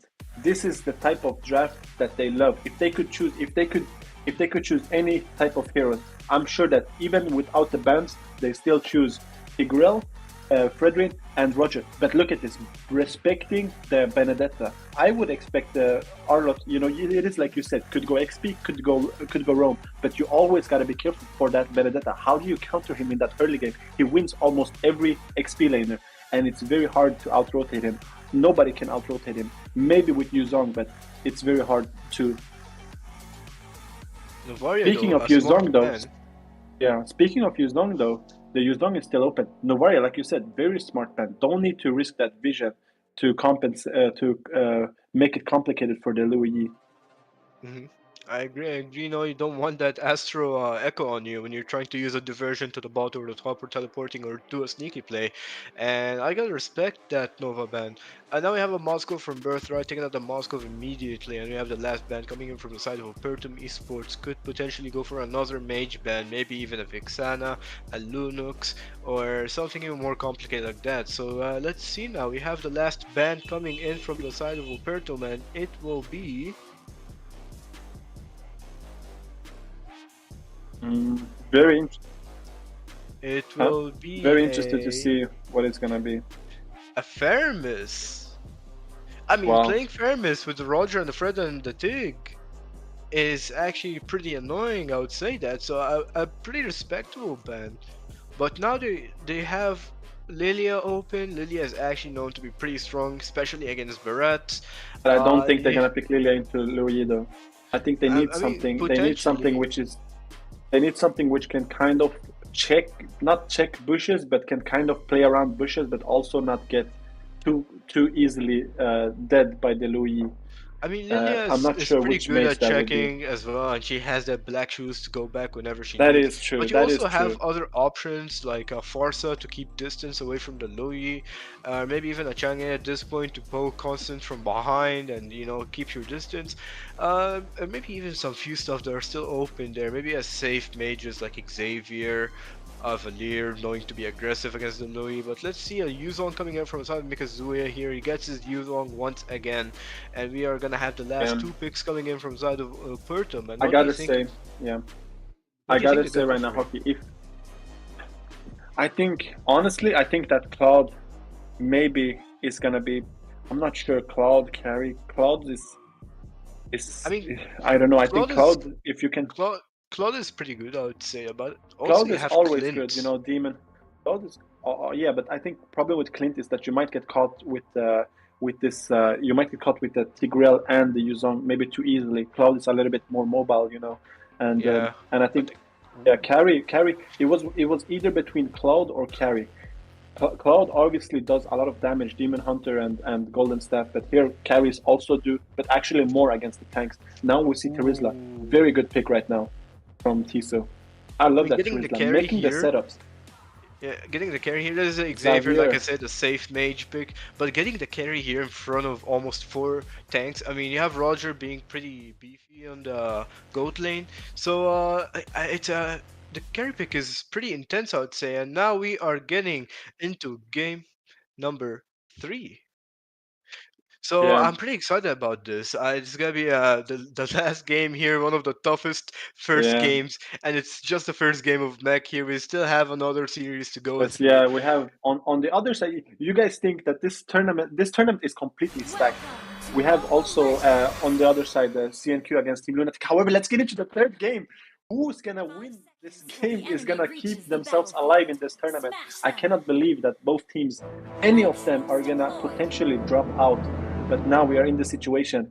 Who's gonna drop out? Hockey. How are they gonna? How can you even say that in this third game that any of this team really they play both amazing? Despite knowing Birthright a lot, I honestly, my honest opinion here, I would say the draft coming in from Opertum is dangerous. It's something you don't want to face. I mean, you got the carry, you got the Terizla, you got the Louis, you got the Arlott, you got the Barrett, and stuff like these can still play against what Birthright has. I mean, the carry is enough for the Fredrin, is enough to stand the Roger, like we see in game number 1. Honestly, enough to poke out the Yuzong. And honestly, I agree with you. I think Opertum here, they're gonna take it. However, I'm gonna point out one thing. this draft right here from Birthright, although it might not look like the best draft, these are the comfort picks from Birthright. They love these heroes, and you need to be careful when you're playing this third game against them, because even though you think you might win the draft, if you make mistakes, especially if they feel comfortable with the heroes, they're gonna see those mistakes. They're gonna make those plays. So you gotta be careful right now from Opertum. However, I see that the low E, just the teleport is really dangerous. Of course, Lolo can set up quite easily onto the Xavier. Speaking of Xavier, damage, and there is the first blood coming in with the yin and yang. But Alejandro here, on the other hand, is looking for some poke, maybe proccing something. I mean, you have an objective coming up soon, and a pretty unfortunate pickup coming in from the side of Birthright here, losing Danny already early on to the Louis Arlott. I mean, already at level 4 now, so... Look at the Roger though, strange. Roger really pressing the carry. Yeah, under the tower. It's always hockey. It's always on the topic of who should win the retribution. Redwin? Redwin gets the retribution. The first turtle right now. There it is, first turtle coming, but the Daytona's welcome coming, and there it is. Alejandro's trying to pull out something, but unfortunately he's taken out in a matter of seconds. And the Petrify coming in, but the final slash.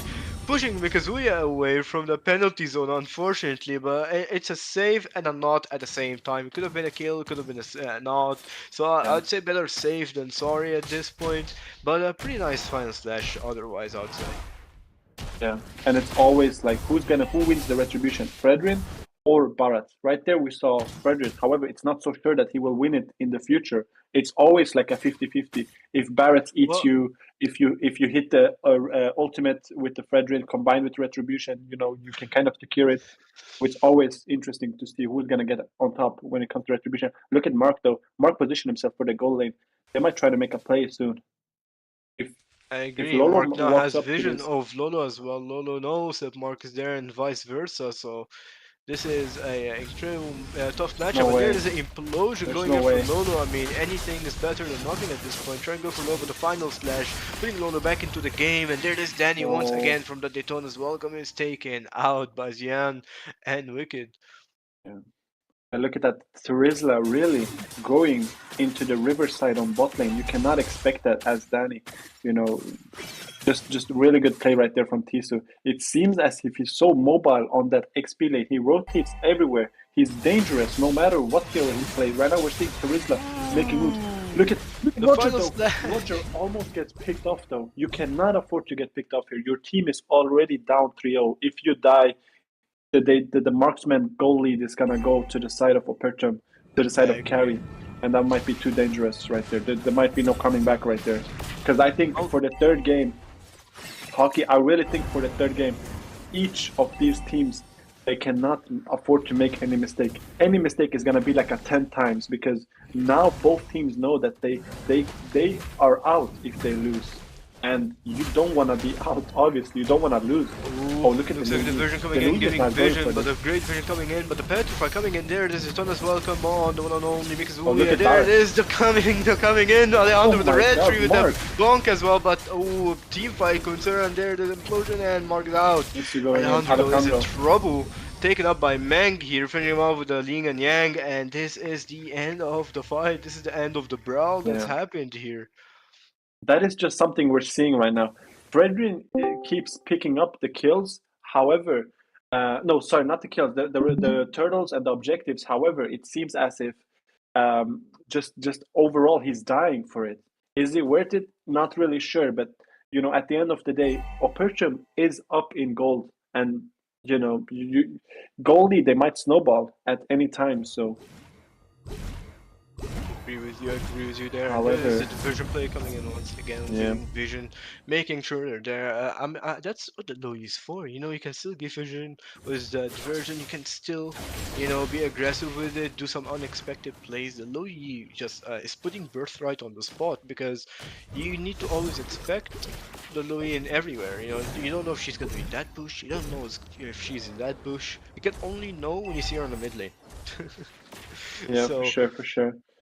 It's putting them on the spot, really. They need to watch even though hockey, even though, like you said, even though she might not be teleported, it's always dangerous to enter bushes against Louis, and that is something that they have to deal with. Yeah, but now, Look at Louis Louis. here is Louis. arriving in for the fight here alongside Lolo, and it's a 4v3 for protecting that bot lane. No way, Alejandro though is in a bit of a trouble, and the final splash coming in Final from Lolo splash. miss, unfortunately.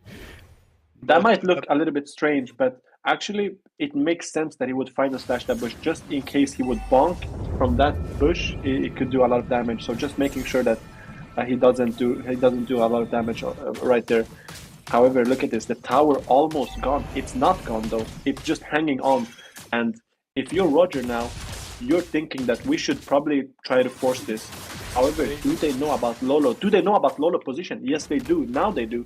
Now he's compromised. However, look at his top side. Look at his top side. Alejandro though They looking cannot in for the afford this. Brazer's Wrath, they're going in for it, and there is the red tube, the Daytona's welcome coming, the black Alejandro- dragon form, but Alejandro is gonna die penalty zone. again.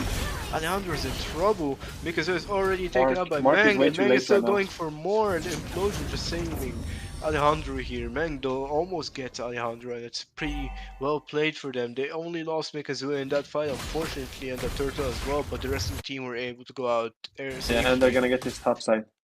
They're gonna get his top side as well. Look at Meng right now on the bottom Yeah. side, forcing this Mark is playing Tigreal very good right now. He's doing his job perfectly, you know, making sure to do enough engages. But look at this, Alejandro is getting invaded though. Did he get the retribution? Yeah. No, he did not get the red. He missed the retribution right there. And now we're seeing Qeon. He has space. He's making a lot of space for his team. You know, he picked up that turtle. Now we're seeing, you know, they start snowballing. Now it's 3,500 goal lead. Yeah, when it comes to the mid game, you know, at this point, any fight that Birthright takes, especially when they're 4K behind, is a losing fight. They need to just start picking off, because you have the Bears, it's gonna always take out one of your tanks, right? You have the Wicked on the carry on this stage of the game where it is able to melt whom he wishes. And Mang alongside Tiso, alongside Lolo is just constant poke to CC.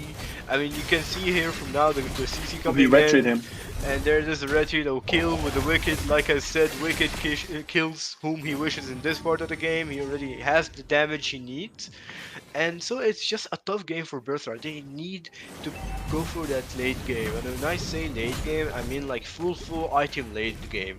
They need to wait But for I think we're gonna Xiaomi see to that. scale I up. don't think, honestly, I don't think either team can really force an early win like we saw last game.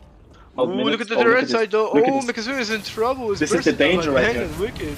Oh, But he forces unfortunately for himself Mang- to ultimate. Yeah, but like I said, right? They need that full item late game because you have Xavier that can pull out damage. You have Xiangmeng who has later on to scale into the game. You have Mark, you have Mikazuya as well, who's later on gonna scale in, be the setup this team wants, and Alejandro as well as the tanker. So they just need to wait on their damage leaders because Xiangmeng alongside Danny and Xavier is not gonna do much. And Mark here looks to be in trouble. We'll have to retreat here. Now the side of Birthright can't really contest for that Lord. They've used all their resources. sure. You have the appraisers I mean, the coming problem- in from Alejandro. The problem here is that really, even though Opertum picked up the Lord, obviously they're in the advantage. They keep giving these trades. Now we got the Roger on the bot lane getting that tower. However, they must, from my perspective right now, Opertum eSports have two jobs. They need to get this mid lane turret, and they also need to get the top lane turret, and look for the bottom lane turret later on. But they can, of course. I think they can force it though with Barrett, with Terizla, with Arlott. But you kind of don't want to force it though. Because if you force something that you think you can get it, Tigreal might punish you, and it might not look too good on the comeback side then. I agree with you here, but actually, you can see Birthright's opening is Xiangmeng, and oh, in the backline, look at the teleport, there it is, the one and only. This is going into the penalty zone, Flicker, and the pickup coming in from Mang, and this is a full-on team fight coming from the side of Opertum, but Xiangmeng, on the other hand, is able to survive, and so speaking of, Lolo has fell down on the hands of Mikazuya, and now a pretty nice engage here coming in. You've seen the team play coming from Tiso and Mang. They cannot defend this. There is no chance. They must concede this. They must concede the top lane, middle lane, and bot lane. I don't think they can. Unfortunately for the They can side really of fight. Birthright, Yeah. they do. They're gonna lose all of their Also- tier 2 towers Yeah. now. But never Yeah. mind, a really good Sacred Hammer coming from Mark, giving him time to defend, and they did. Also, it is like you said, Tiso on that fight, absolutely essential. Tiso and Meng really making good good synergy with each other to force the fight from. Oh, there is Birthright. Thomas welcome coming in for Xian, but misses unfortunately, and the down invite from Danny. The thing is, you've said this game 1, giving Tiso the Terizla. He's known for his amazing Terizla, and Wicked alongside Ming on the backline, melting one after another. There it is, unstoppable with a diversion because Zuya was petrified. Is that enough? There it is, coming in was the implosion, the like impound. Xian seems to be in trouble as it's only Tiso and Xian, and there it is, a kill coming in from Mark, and the big up coming in from Xiang Myung, getting in the double you kill. cannot die like this. Tiso Is taken out unfortunately, but Meng is looking to avenge his team here and does take out Mikazuya barely with that lethal ignition. I will be retreating. He's looking for more though, but he's not gonna find any. But what a play coming in. I don't know about you, but Mark was the implosion there alongside the Petrify coming in with the Mikazuya. Is just this switched the fight for them. This has just switched everything now. They got a chance, they were so behind, and now they're only 3k behind. Hockey, that fight right there just summarized Birthright so good. Just the overall perfect communication right there. Tigreal making the perfect play setup. Mikazuya with the Petrify really stunning 3 of them. And also Roger doing a lot of damage on the backline. Not really a threat right there for him to die, just doing so much damage. But look, now they're gonna go for this Lord. This is a big Lord for both teams because now we're gonna see who's gonna get inhibitor. Really, I think that both teams they're both. If Birthright gets this Lord, they're gonna start getting gold. And if you give these guys gold, you know, with Xavier and such, they might go for a big comeback now. But I don't know. Who do you think is gonna? Who has the priority on this Lord? You would argue that Opertum, that yeah, they you would argue that have. Opertum have more gold. But once again, they only have it if they're able to keep an eye of Alejandro, and it looks like they can't do that right now. Also, they need one guy to manage here on the bot lane, you know, have the bot waves managed, which also puts some pressure on Opertum as well. So it's also pretty hard Louis to see how this is gonna play Look out. at him. Look at him. He's gonna teleport. He's gonna teleport somewhere. He's gonna go somewhere. I think. He has the diversion. He's but looking never for mind. it. Alejandro's going some. You know, Opertum looks for. I'm any super opportunity. interested. I'm super interested, Hockey. At the end of the day, this Louis plus the Barretts, he could teleport with the Barretts, and that would be a big play. But that would be a risky play, though. I agree with you. I don't think Barretts is the best option to teleport with because, as you can see, this entire game Meng has only been teleporting with either Wicked or Tiso, and it's been working pretty well. And Tiso once again is caught here off guard, unfortunately, but the penalty coming in the penalty zone. Look at Alejandro's in trouble, but ooh, Wicked is taken out by the Appraiser's Wrath. One shot and the implosion coming in. This is Birthright, ladies and gentlemen. There it is, a teleport. Mikazuya alongside Mark here, just taken out Wicked and Lulio in an instant. Look at Opertum eSports. They got baited so much. I said, first of all, this is an overextension from Birthright. There's no way they're winning this fight, but now they went back. And then Opertum eSports, they felt confident with Louis going forward, but the implosion right there from Tigreal, really, damn, that's wow. Now what happened? Now Birthright is gonna get this Lord. This is very strange because I would say just 10 seconds ago, Opertum had the advantage.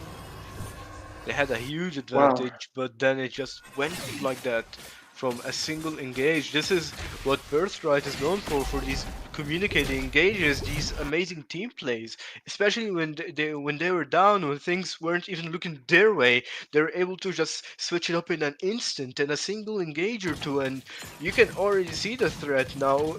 Birthright said we're also going to be on the top of our games, and so they are right now. 1k ahead in farm. They have the Lord coming in mid lane, pushing a lot and getting even more farm here on the top lane alongside Xiang Myung. So this is Birthright. Let's see now how this Lord's gonna play out, knowing Mark does not have that flicker, but still has the implosion. Very good defense right now. It's a very good defense right now from Opertum. But they got a lot of towers here, you can't argue that. For sure, and they got a lot of gold back. They got a lot of gold back. Now they're looking to but the Black Dragon this Force is coming an in, overextension and though. because This is not even already. Yeah, there's no this one is- believing that the inhibitor is gonna be gone here. I mean, they're gonna defend. This third lord is gonna be what's gonna decide really who's gonna get the first inhibitor. Yeah, I agree here. Looks like the Danny here now is beginning to get the damage he needs. And this is, we're The gonna strange see thing a, is that entire the different strange Xavier. the strange thing is that even though Birthright has been losing the whole game, one fight and they're back online. It's like they were winning just the whole game. Honestly, but they were losing. So it's like, how do they make these plays to come back? I cannot tell you. They just make the plays, and they seems like as the game goes on, it seems as if they get better. In the early game, they start a little bit, they make some mistakes. They keep, for example, Fredrin got picked off a lot in the early game. But as the game goes on, it seems as if they get better and better. And that is not a team that you want to play against. A team that gets better and better, now they're in the late game. So now Opertum need to handle this to secure this win, or else they're out. It all comes down to Meng's plays and Wicked. Because now it's supposed to be Wicked's time to shine, the carry here. Looks like they're looking for a teleport, and ooh, what a teleport coming in. Looks like they Alejandro is picked off. Alejandro is picked off. Welcome Alejandro's to in trouble. But never mind, they actually just let him go. They don't want to take the fight. Yeah, they let him go. At hockey, they don't know. Just the idea that Alejandro might be with his team, Mark might pull up from anywhere. Just that feeling, they do not want to risk the game. It looks strange from the outside perspective. However, that is probably the play that you should make. You cannot risk really walking into a trap, especially with things like Tigreal. Look at the items here. Look at the farm. Everyone is Just almost want to highlight too. here. Yeah, for sure. Just want to highlight too the Louis. We start seeing her make a little bit more risky plays. In the early game, we saw she didn't make too many risky plays. She didn't need to. Now it's a little bit a more desperate situation than they've been in before. So she needs to make plays here. Looks like the diversion is out already. Alejandro did a great job giving Look vision at on Tigreal. that before the Lord. And You gotta now be careful. They gotta be careful because Mark is looking for something, ladies and gentlemen. We're gonna see. Yeah. You guys see the Tig? Okay, this Lord dance right here. Don't get it confused. Both teams just baiting each other. There is no one that really wants to kill the other. They just wanna do some damage on the backline and see how much they can do, and go from there. Alejandro But doesn't still really gonna believe watch out it. for Meng though. Look at the Meng going to a red buff Yeah, look side. at the Meng. Yeah, look at Meng. Look at Meng. Alongside Lolo and Wicked, there it is, going in for Bang. Danny, picking him so easily, and this could be a fight. A final slash coming in from side. Wicked with a speedy light wheel going to melt, and there's a penalty zone coming in with a follow-up. This is a fight for Opertum eSports, and poking Mark, really low HP and retreating instantly. Birthright here taken out, going out instantly, knowing the threat that Wicked could provide further on into the fight. And this is the teleport that they need. They need one guy. All they need was a single person. It doesn't matter who, and they were able to get Danny. Recall there had flicker though, but you gotta highlight in that situation the Louis perfect teleport. Do not risk really putting yourself in a bad position, because we saw now Danny really wasn't expecting that, just got picked off, and now this is a Lord right now from Opertum eSports. This is a big task they have. They must defend this. But Hockey, do you think they can defend this? Well, if they defend it, they're gonna have to lose a lot. They're gonna lose a lot. When I say a lot, I meant like towers and resources at the same time. Both teams do have all of the resource open, except for Tiso, flickering in. There it is. Another diversion coming in. Look at the teleport. But Mark is in trouble. He knows he can't do an implosion. That he knows he needs to retreat because Meng and Wicked do have the Purify. He can't really do much that, can he? But now They still have Xavier though. Xiangman getting They poked still have Xavier heavily. to really poke.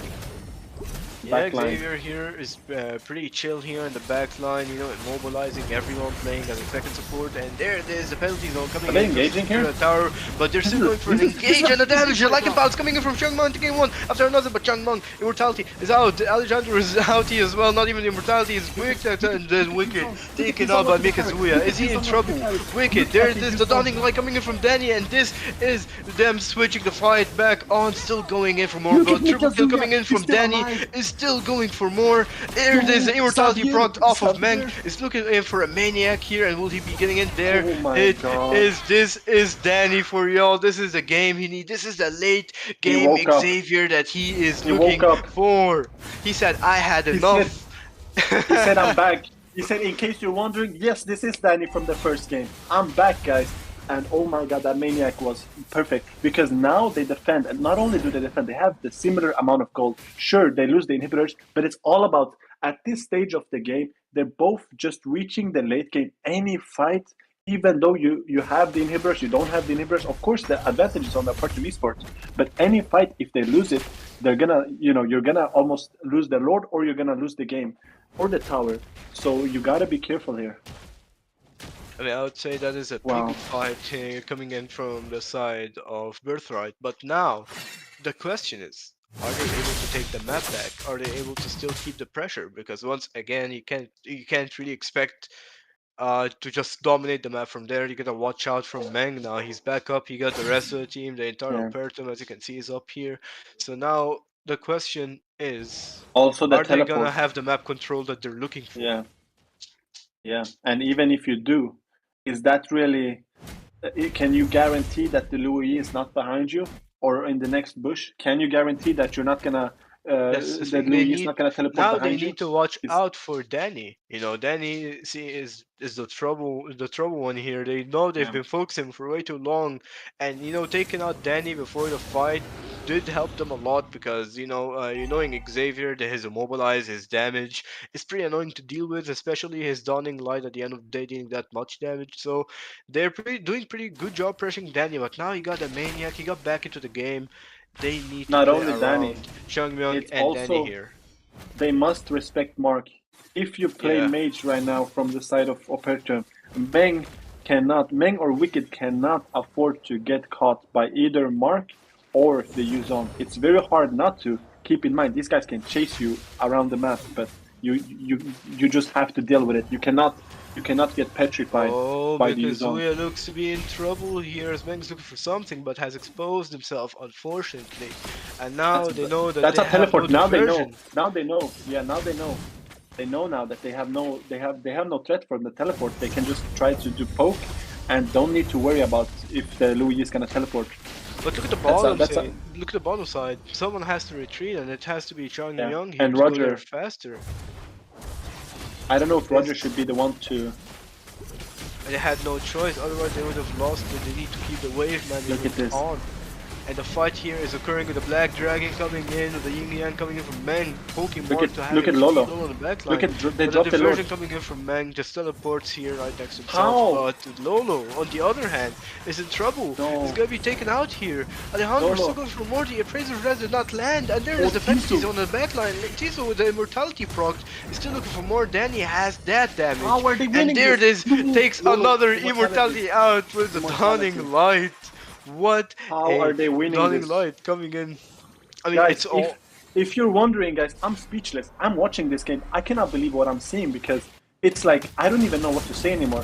These guys are winning 5v4, and they're just making the communication between them is so good. I don't know what to say, honestly. How do they make these fights? Birthright. However, now it's 5v5, and this Lord is gonna be. Who's gonna drop this Lord? Are they gonna drop this Lord or not?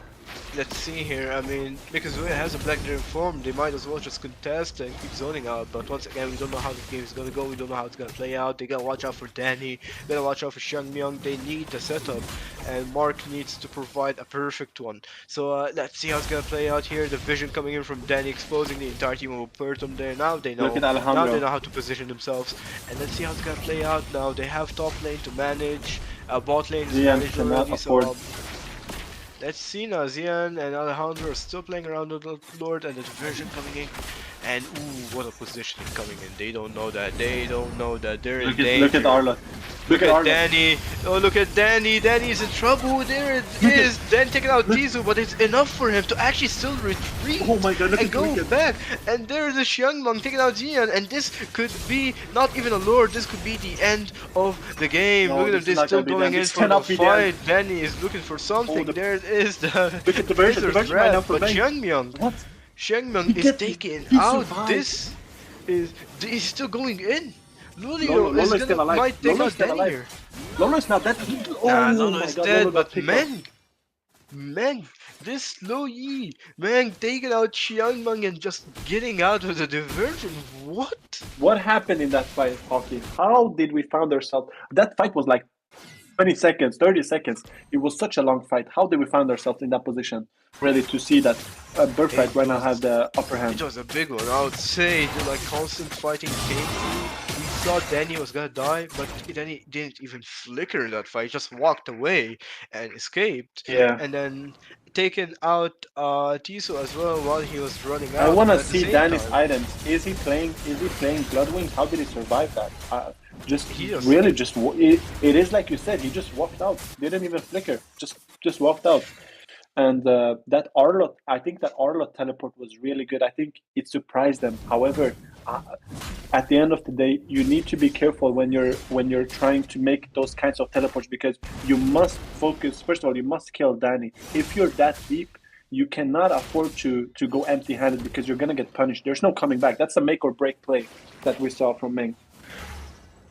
At this point, it's just a gamble However- in the fight. Yeah, they're gambling. However, they're not in a bad position. They're still winning this game. Even though that fight was won by Birthright, they did not get the tower, they did not get the Lord. This is still a good position. Only thing they did was push the lane. Again, Oh, look at Tiso Meng. and Meng. Meng and Tiso.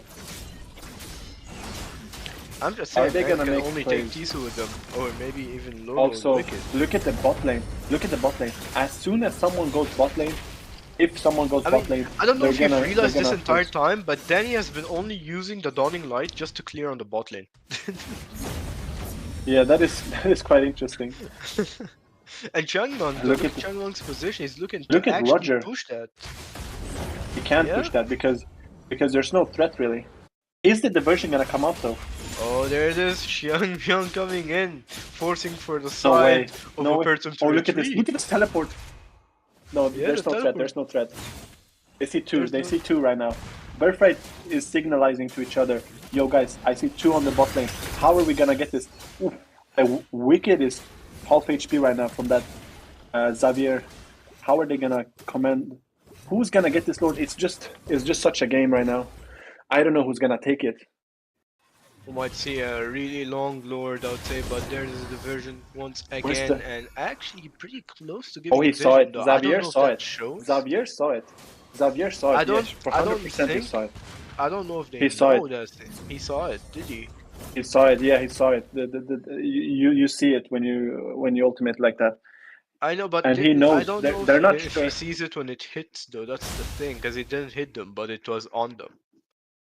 Yeah, So, no, I that's, think Pretty surprising. that is true. Um, That is true. Maybe if it didn't hit them, it wouldn't show.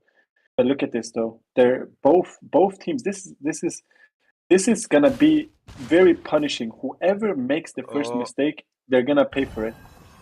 Another Oh, diversion look at this coming top in, lane. Look at this Mikazuya. Mikazuya's Mikazuya. in You gotta be trouble. careful here. He Look at him. knows Look at that- him. Look at him. Look at the knowledge. Look at the knowledge. The perfect knowledge from him. He knows that he does not have information.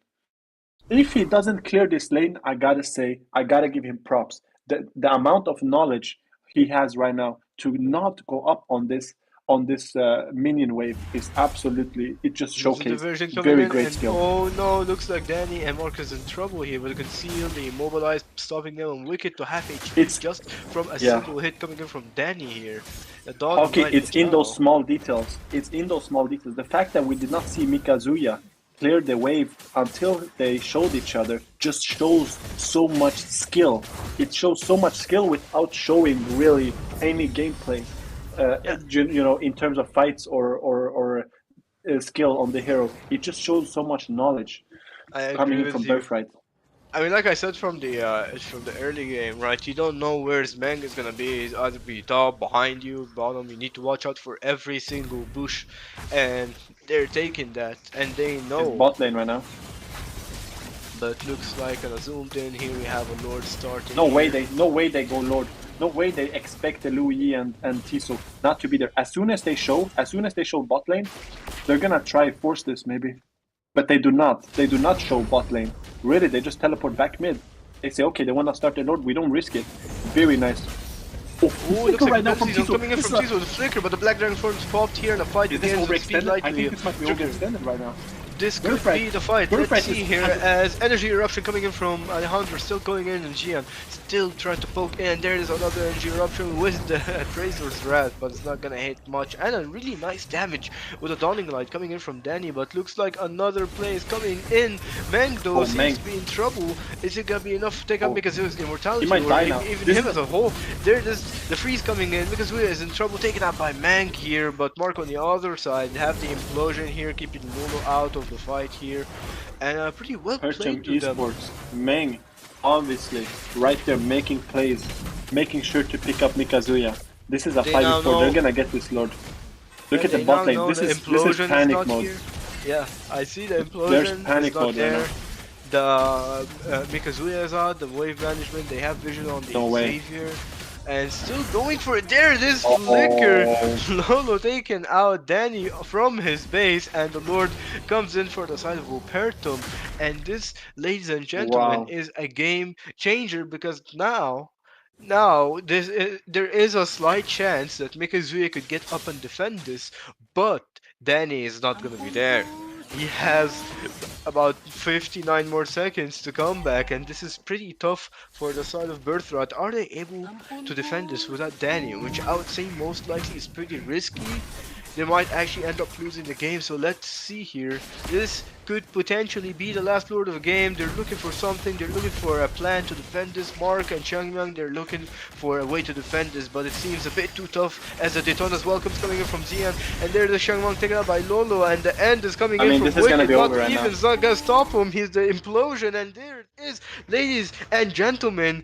Game number Wow. 3, match number 3, game number Opertum 1. eSports What take a match for Opertum eSports. They managed to surprise us with a 2-1 victory here. How For do you sure, feel about and- that, Sin? I mean, honestly, both teams. Let's just start. First of all, the third game. It looked like any team was winning. Somehow, Birthright, even though they were losing a little bit early game, I said this is gonna be a just like the second game. We're gonna see a fast game right now from Opertum eSports, but we didn't. I think Birthright really know the comfort of their picks and know the synergy really to win fights.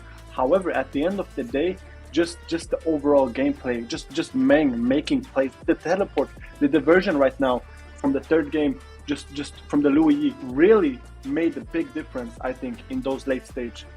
I agree with you. That was a huge difference, especially that one pick off on Mikazuya is all Yeah, they needed for sure. for the Lord and for the engage. And like I said, Louis is considered one of the dangerous picks, and we've just seen it right now. Louis going all the way across the map to defend, to fight, to sneak up on someone. Yeah. And even though there was hope for the side of Birthright, we've seen a maniac coming in from Danny. It still surprises us that we almost saw another comeback, but at the end of the day, Opertum here said, "Nah, we are gonna finish it," and they did successfully finish the game for us in a 2-1. Yeah, I think Possibly one I of the think we saw toughest some games of I've the- casted. Honestly, I think we saw some of the most crazy plays. Let's just start from the first game. Let's go through the series right now. First game, I think the Novaria, the play from Novaria was absolutely. Or first, sorry, let's talk about Let's this just game. go for the MVP And first, let's though. Look at the yeah, MVP. You let's have talk Meng about here in the MVP. Louis as expected. sure. I mean, he was the one taking sure. the lead here. He was the one doing the plays. I Yeah. honestly, I was amazed, and I learned a lot from this man's gameplay right yeah. there. Honestly, his Louis, it looked perfect right there. The positioning was absolutely on spot. He had a lot of damage. He made sure to put in his team in good position to clean up. If Danny wasn't playing careful, if Mikazuya wasn't playing careful, he made sure to punish, and that's what we saw. Very good play, right? Very good plays coming out from Meng, really showing the Louis. You gotta respect our Louis, because if you don't, this is what happens. But also, I mean, can we just talk about just Tiso's XP lane from first game to third game? I think this game was absolutely amazing. He's the penalty zone really with the flicker and the combination between him and Meng really made that game good. I agree So with you. I mean, It was honestly one of the best teamworks. I've seen the best team plays. I mean, you know, these guys been playing together for a while, for a long time, and the communication between them is better than ever. Like you said here, could be better, could be worse, and now we've seen it. I would say it's probably better than ever, and this is I mean, what Opertum looks like right now. It's a big threat, and other teams need to start watching out for Opertum but the eSports. thing is, for sure. But the thing is, how are these guys playing each other so early? I mean, each of them could be like a finalist. They're both, you know, some of the best teams in Europe overall. But to find ourselves in a position where one of them has to leave, Opertum obviously showing that they are, you know, Opertum esports. In case you're wondering, they got it, you know. So they're going into this. Well, Very speaking of insane Opertum game. esports and Birthright's match here, we are going to see you on match number 2 where we have Team Lunatic versus Centauri. We will see you. Yeah, for sure. See ya. I'ma walk like this, hit that lane, I'ma walk like this. Walk in the spot, but they all get lit. Told them on flow, let me talk my shit. Every song bang, but they drop in hit. Said on the man, post stop, no miss. Over your head, next time, don't slip. Play your part, better read that script. Yeah, I'ma walk like this.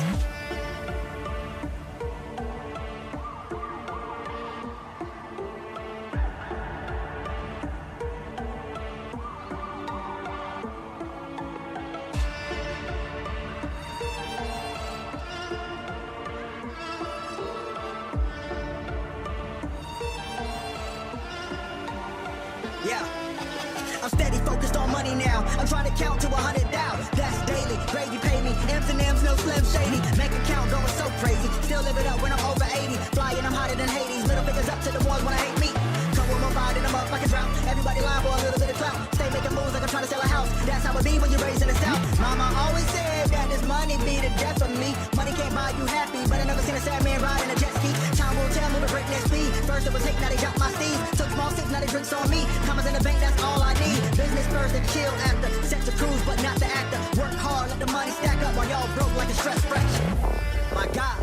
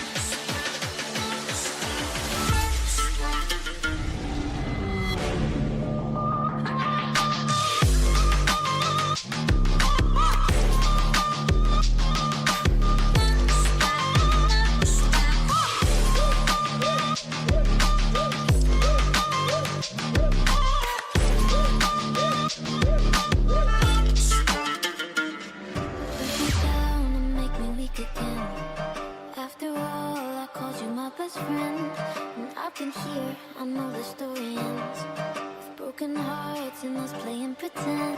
Break me down, down. Break me down. Break me down, down. Break me down.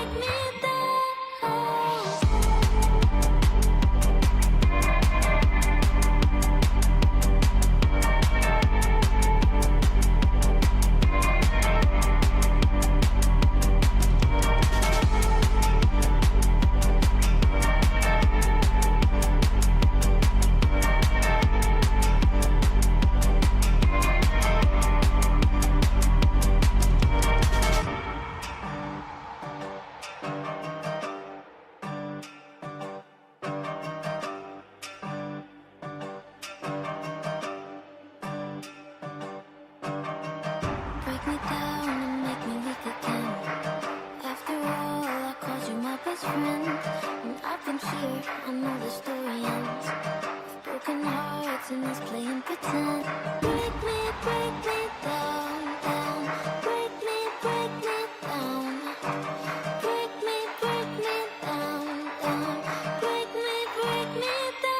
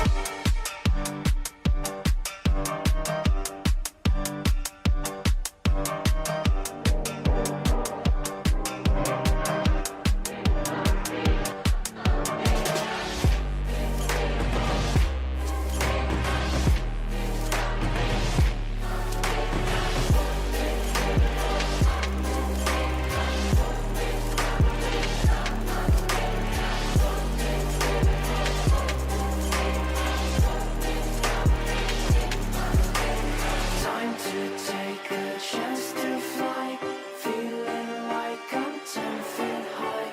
Nightmares call, you can't deny. Better find a place to hide.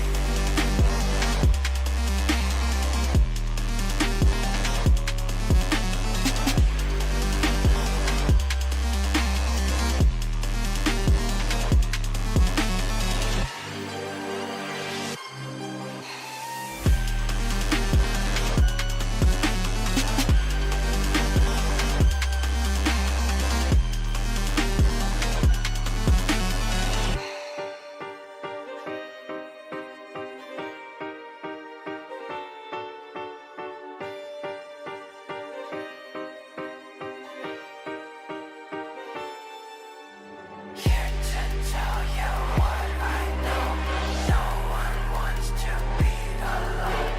Like a virus in your soul. Don't give up and take time to take a chance to fly. Feeling like I'm 10 feet high. Nightmares call, you can't deny. Better find a place to hide.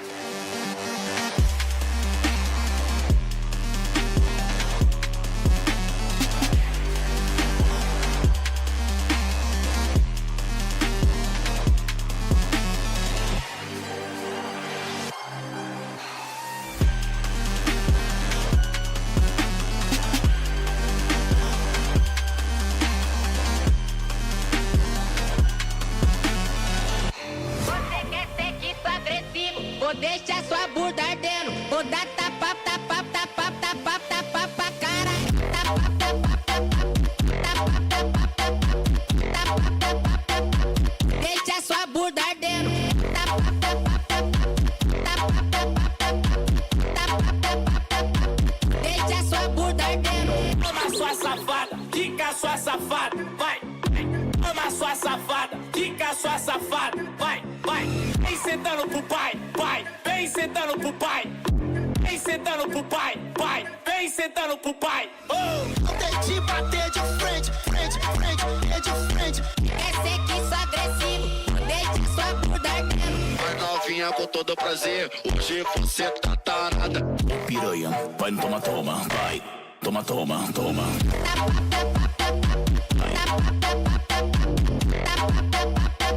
Vai, toma, toma, toma.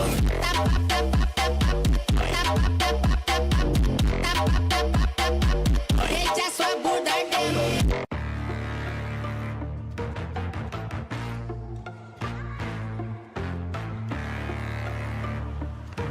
Yeah. Money make the world go round. I'm trying to get a dog right now. Everybody worry about the crown big. Look, homie, I'm the man right now. Talking to a PI, kind of time we on. Don't roll like the kind of take eons. Got a little buzz, it's time to go beyond. Can't look back, no time to hit rewind. Yeah, she wants to do less class. I'm like, boo, you must ask. They pour way too much in your glass. Just move your hips like a hold up class. Hit the gab, I talk that gab. Strut like up, and I walk that shit. When I'm up, that's it. I'ma start living reckless. Get that bag, I'ma walk like this. Yeah, I'ma walk like this. Hit that lane, I'ma walk like this. Walk in the spot, but they all get lit. Toilet bowl flow, let me talk my shit. Every song bang, when they drop in hit. Said on the man, post up, no miss. Over your head, next time, don't slip. Play your part, better read that script. Yeah, I'ma walk like this.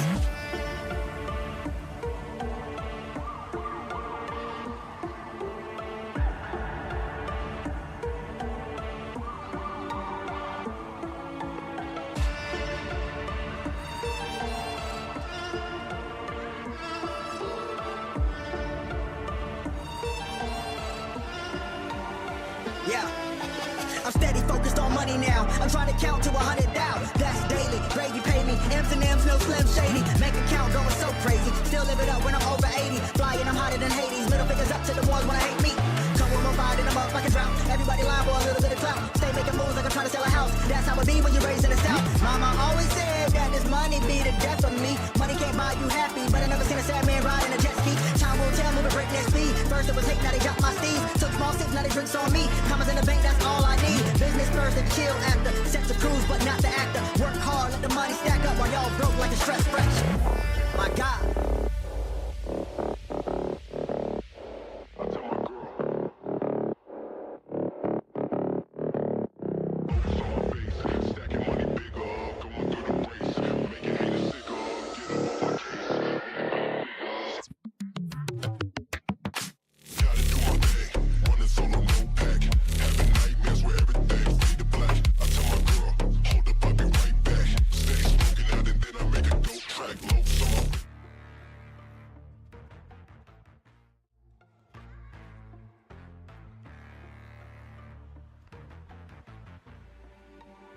Number 2, match number 1. Today we got the one and only Team Lunatic versus Team CNQ, and once again on my side here we have Synth. Hello Synth.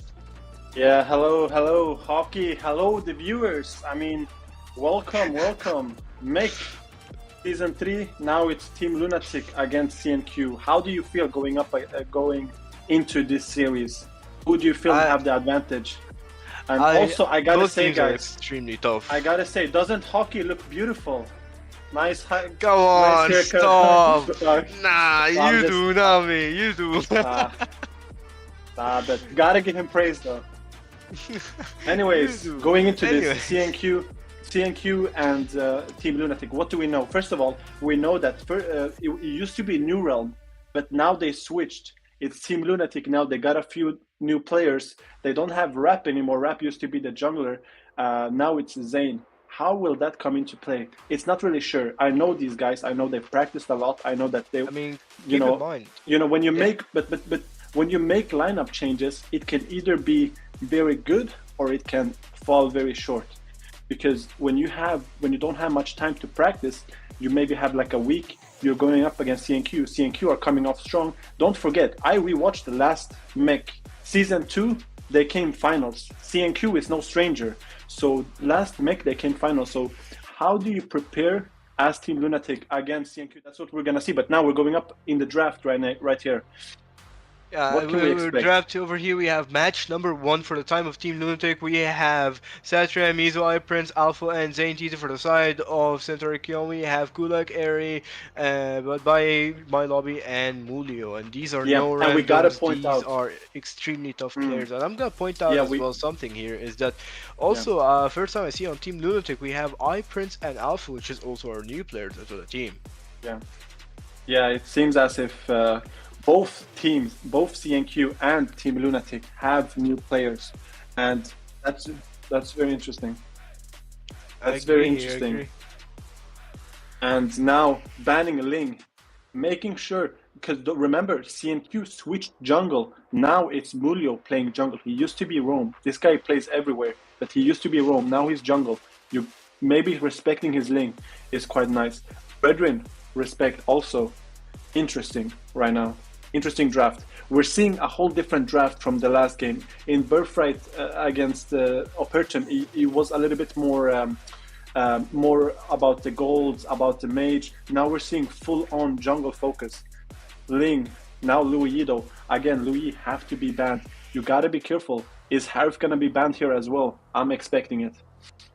I mean, I'm also expecting a Harith ban as well, but keep in mind you can also focus the Prince mage because he's known to be pretty comfortable on some of the mages such as Novaria and Farsa, so that's their main focus, is to also play around or play against long distant mages.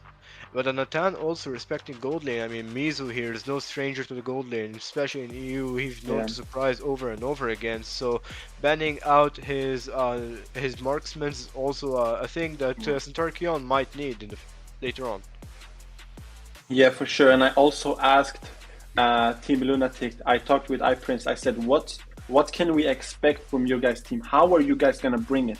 And he only told me, let Vansky cook. So they're gonna let him cook. So let's see what he's gonna cook up though. That's a confident answer, you know. That's but also... I mean, also, seeing Vansky play over and over, you know, Vansky whenever he cooks, he got the stuff ready. He got the ingredients. sure. He's just about to become the master chef. And let's see if he's gonna be able to cook against one of the strongest teams in EU, Centauri Qeon. Yeah, and also just Centauri Qeon, just very strong team overall. You cannot underestimate them.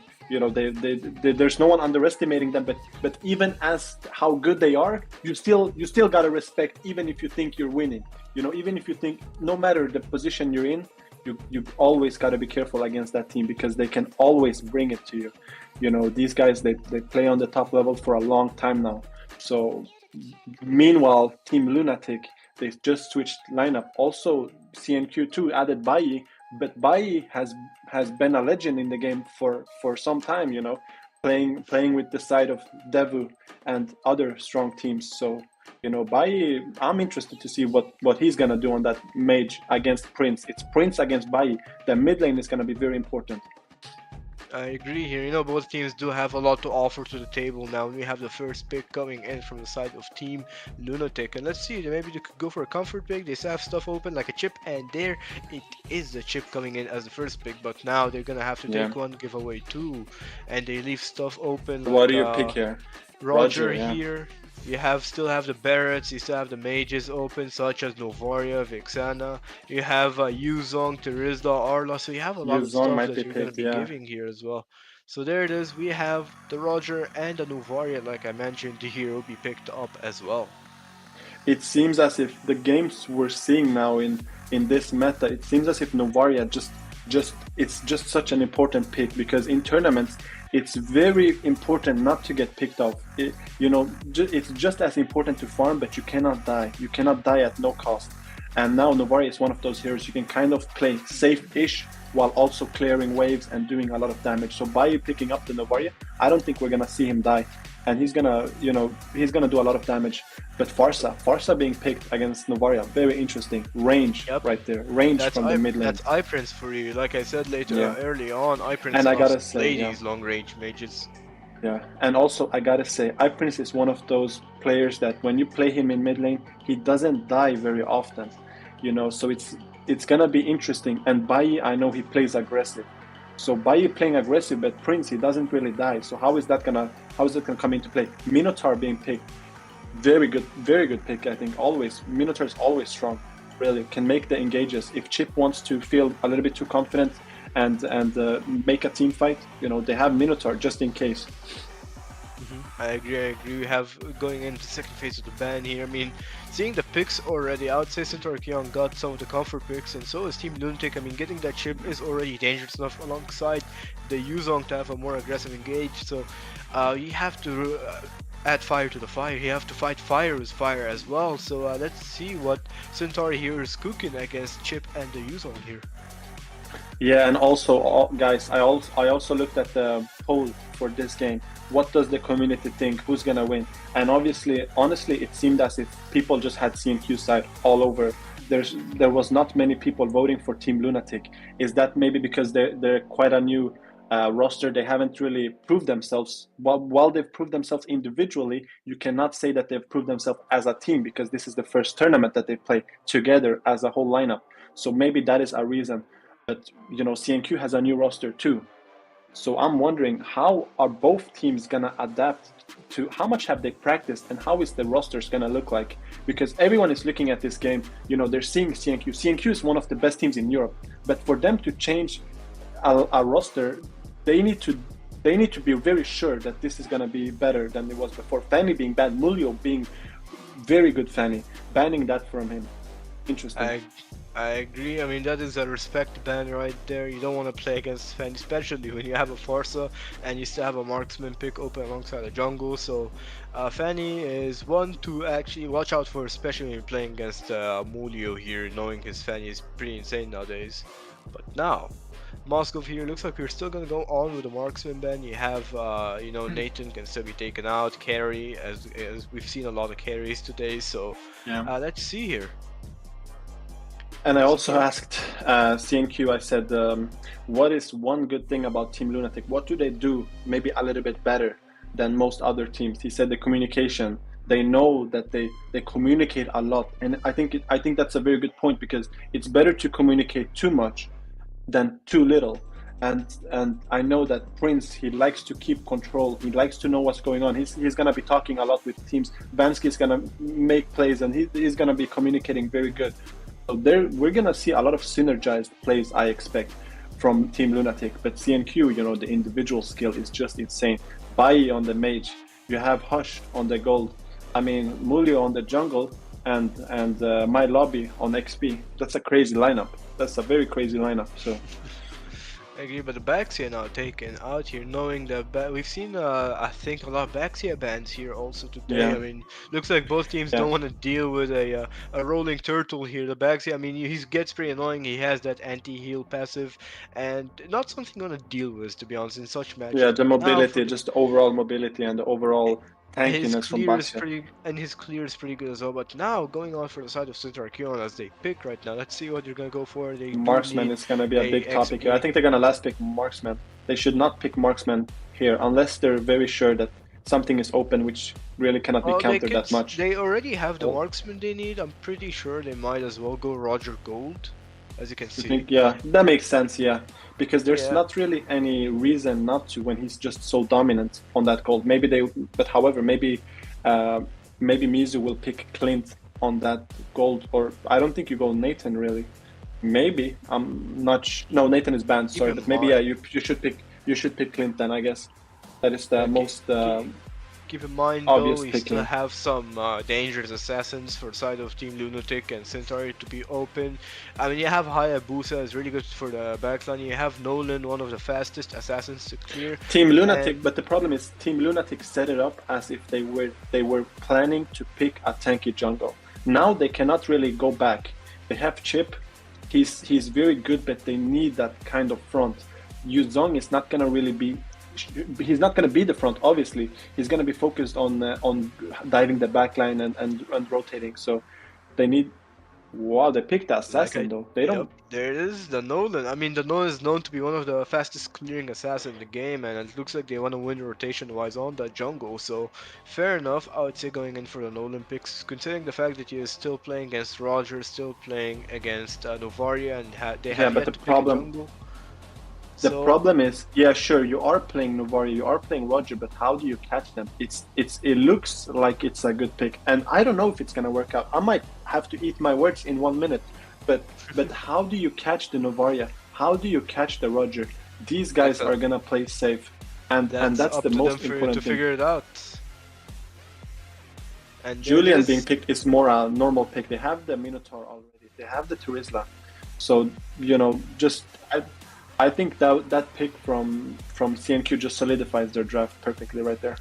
I agree. I mean, then Julian coming in, knowing that he's buffed, we might even see more Julian maybe coming back into the meta, and I'm pretty surprised. I mean, Yeah, we've seen Julian last games, but he wasn't yeah. doing the best performance. So maybe here it's gonna be way different. Hockey. Maybe it's up to the Let's get some drafts. hype in here, though. First game, Yeah, CNQ against Team Lunatic. yeah. Let's get Let's into it, though. let's get the hype. Let's get the hype, What's your everyone. what's your prediction right now going into this We first game? I went for Centauri Qeon. I'm gonna predict that maybe Centauri is gonna go over here. Looks like we do have a early pause here. Maybe one of the players gonna take a bathroom break or a technical issue. We have no idea yet. But in the meanwhile, as we wait for the game, everyone just hype it, get excited. Grab your popcorn, grab Yeah, your drink, because this get is your gonna be a snacks. tough match. Enjoy yourself. It's a wonderful day. It's a Saturday. Just enjoy. Just sit back, relax, and enjoy. Um, going in, Let's I go just into heard. I just watched a comment that said something funny. Anyways, yeah. How do you feel going into this game, though? I'm pretty excited. Yeah. So yeah, I'm pretty excited about this. Let's just we have a technical issue happening right now. So tell me about your day, Synth. My day was wonderful. I yeah, I did nothing. I did sleep. Uh, nah, but honestly, I just went out, just went with friends, and then just I had to come back. People wanted to go out. They said, let's go and do some bowling and let's go to cinema. I said, nah, nah, nah. I got Hmm. MEC to cast. You know what I I mean? mean, I make sacrifices. How about today is you? a good day, I would say as well, and Yeah, tomorrow because I gotta say Happy Eid to everyone, Happy Eid Mubarak to yeah. everyone who's Happy Eid for watching sure, this, Happy for Eid to sure. you and to the people who's working behind Yeah, the Mac as well. your family. So Yeah. yeah, it's a I pretty have a big day question for the today and viewers, though. tomorrow. I have a question for the viewers, though. If you guys could, like, which Mobile Legends characters do we look like, me and Hockey? Like, if you had to choose, like, like a Roger, like a Barrett, What do you like a mean, Gizmo. Roger? I don't know. I don't know what they're gonna say. They can throw anything. So I'm just, I'm just, I'm just I curious. think you So put me on the spot here. I might get flamed a bit too much. nah, nah, nah, nah. No, but honestly, guys, thank you everyone for tuning in. Thank you, Lemon. Now, when we have some time to talk, really, thank you, Lemon, for hosting and putting it up for EU. Really doing a good job, making really good productions, and yeah, we appreciate you.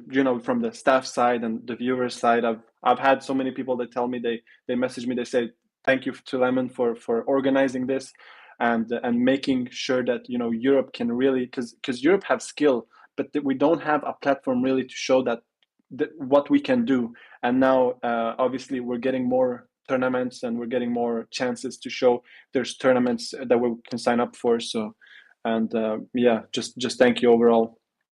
Or Hockey, how do you feel?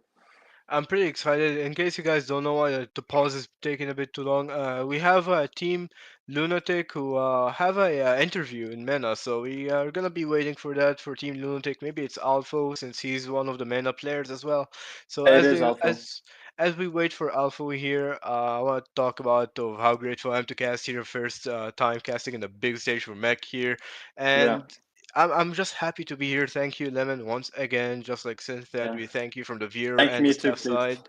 And it's thank you, Synth, for casting with me here today. Pretty Yeah, no, excited but for about sure. this. A lot of Thank you as well. energy Yeah, and yeah, I mean, yeah. I'm pretty Just it's pretty exciting here. I'm pretty hyped up and seeing that we are already going to match two and we had a match one so tough and so tough to cast. Match one was already insane, right? But now going yeah. to game number two here, I mean, I'm That more hyped than Opertum, ever. that's a perfect start to the playoffs.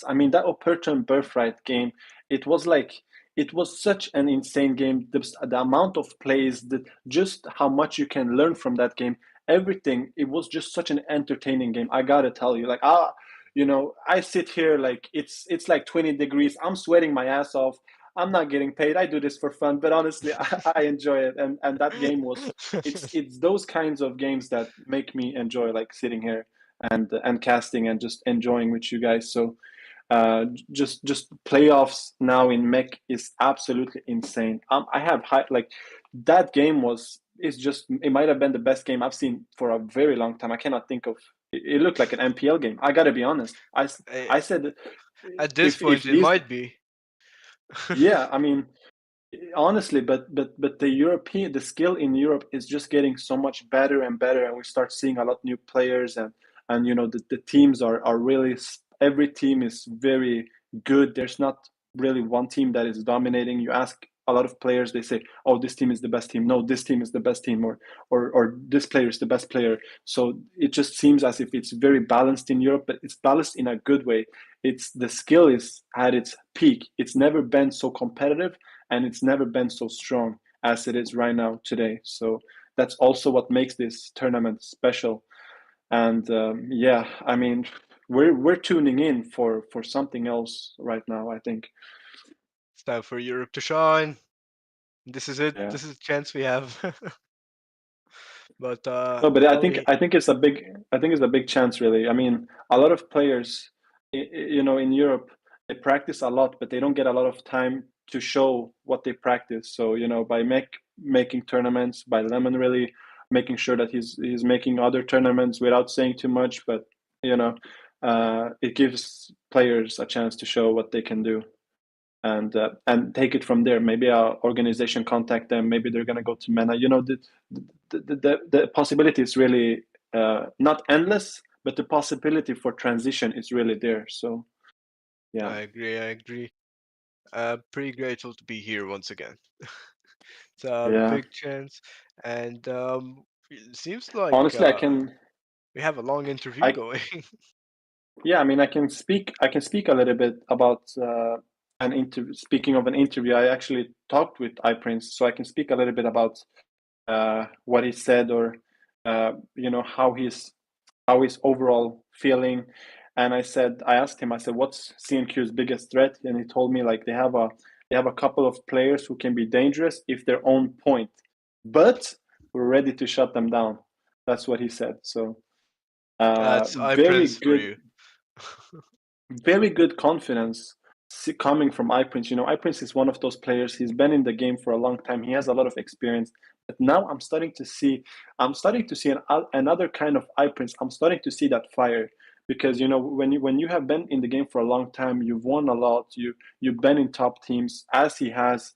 He's respected, but you kind of lose that fire. It's not the same when you start off the game. You don't have a squad. People are doubting you. They say you cannot play, and you're making a lot of mistakes. He's not at that level. Now he has another issue where it's like he needs that fire, and I'm starting to see it just overall, from his scrims to the plays that he makes, and just the overall. I'm not, like, I say this, but I have insight of how they play and how he's doing. So I'm saying this from an insight kind of perspective. So I'm hoping to see him play good. But Baye, on the other hand, he hasn't been in the game that much. He came back recently, but don't get it confused. He come back anytime. It's like his talent is just on another level. He adapts anytime. He come back season 10. He come back season 25.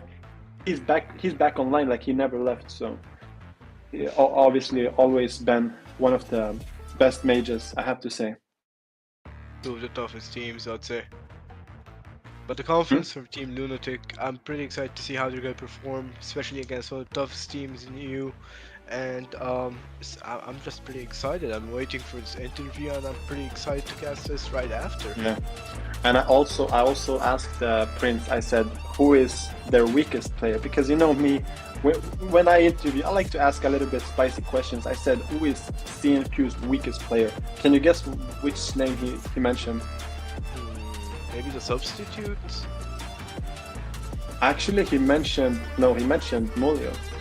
He said, Julio. and I'm not making this up. This is fact. He mentioned Molio. He said he plays good assassin, but he likes to use the word "but," and that's what's dangerous. That's what makes me a little bit scared. He said, "But it's 2024. We're all about utility jungle." So by him saying that, he's telling us without telling us directly. He's saying, "Look, the guy is one of the best assassins.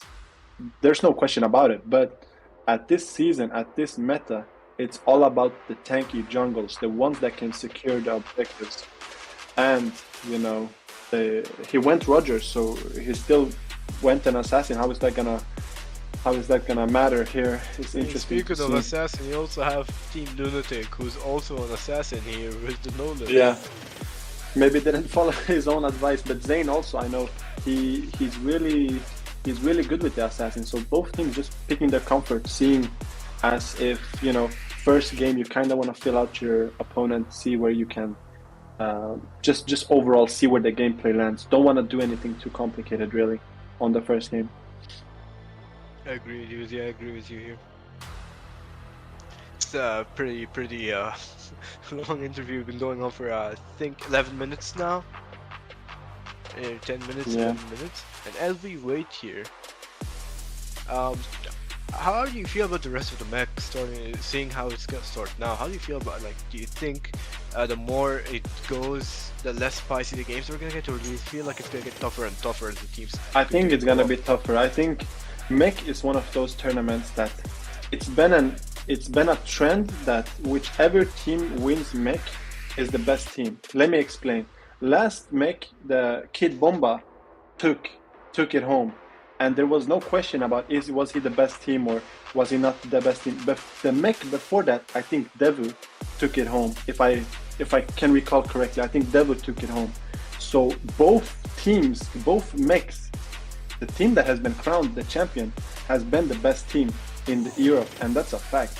So MEC has our trend of whichever team wins is kind of like the champion of Europe, because this is one of those tournaments everyone plays. There is not a single team. If you're a top team, you sign up. It's just that simple, and each top team signed up here. So if you lose, you have all the possibilities to showcase your best gameplay. You know, in Snapdragon, people were saying that, you know, if Europe is so good, why did they not bring it home or such things? But you gotta understand that's a MENA tournament with MENA organizers and such things. So here you have the European server, and you know, you're back home. This is home field. Every team is playing on their home field. So if I gotta say, I'm gonna say it here first, the team that wins MEC, you know, it was Kid Bomba last one, MEC season 2. Before that, it was Devu. You know, Rogue and Devu. How? So, you know, for season 3, it's just only right that the champions are the ones that are the champions of Europe are the team that is also MEC season 3 winner, I gotta say. I guess that's a pretty nice answer from you. I mean,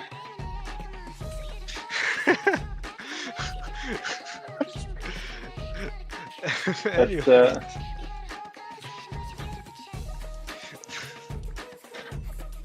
I've looked at we're just seeing some funny live comments. Yeah. Dazai here in our ear telling us that there are some funny comments. Anyways, yeah, how do you feel just overall by MEC season 3 here?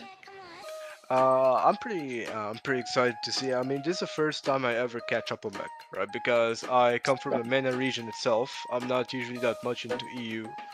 And when I looked at the EU region, right, comparing this to this, EU region is definitely one of the toughest regions. There's so many things that I've learned here that I haven't seen in MENA. So many new styles, so many new gameplays, and a lot of teams here as well, which are pretty positive compared to like other regions. Like, for example, when you look at NA and you look at EU, in NA the teams are not that positive compared to what we have here in EU, right? Every team have respect for each other. Meanwhile, the teams in NA sometimes just, you know, this. I mean, when I mention these interviews about people saying, "Oh, he's the weakest," but you know, they're not really serious. Don't ever get it confused. These guys respect each other like to the bottom of, you know. At the end of the day, it's like both teams know that these are some of the best teams in Europe. First and foremost, and then second of all, this is all banter. Like, these guys know each other on a private level, so it's not really serious. The people who have insight know that these kinds of things that, for example, iPrince might say about Molly, they're not really serious. So this is the kind of thing that I like about Europe. You can kind of go with the banter. So That's what we're seeing. We're seeing I mean, a lot you're of adding interviews. Yeah, I mean, it's good overall because you know you're adding confidence to your team. You're trying to play mind games on the other team, win Yeah. it, and then at the end of the Also- day, win or lose, you're still gonna both teams still respect each other highly. So Yeah. But that's also how it should be. You should not if you ask me if you play MEC, for example, and I ask you which team here is the best. If you don't answer your own team, I don't think you're you shouldn't sign up for MEC. I'm sorry. You shouldn't. You should stop playing. And I mean, any You question always- that's coming at you, you have to answer what your own. Forget about answering. It's like you gotta believe that you are better than the other players. There's no way you can play this game and think, or do anything and think the other guy is better than me, because it's like, what's the point then? So you always gotta believe that, and this is what my feeling is that this is what each of these teams believe. Opertum playing against Birthright, both of these teams believe that they were better than the other team. Is that a fact? It's not really sure. It doesn't need to be, but you need to put up the skill. You make those plays. You play the best when you believe. So that's what that's what I've seen Europe server do. So which I think is very good. I agree with you here. It's been about 15-minute pause. Yeah, this is a pretty long interview for Alpha here. Yeah, I hope Alpha is paying us, because we're not sitting here for free. No, I'm kidding. Yeah, Alpha, hurry up, please. Other than that, I hope everyone is doing having fun and having a nice Saturday. Everyone except me. But we're not. Except for the 3 people here right now. Me, Samson, and Zai. No, I mean, I guess since he's having his best Saturday, meanwhile me and the Zai here are quite suffering. yeah. I mean, it's hot in my room. I mean, the lamp and the window is open, but what can I do? I'm sweating. I'm sweating. My air conditioner just gave up like halfway through the pause. Someone donate air conditioning. Someone donate air conditioning to that man. He needs to change back to his normal form. It just gave up. It said, "Nah, I've had enough." Oh, there it is. We have reached the 23-minute mark, or 22. Yeah. Or I mean, no, not. Oh, 20. Prince I just got a DM from.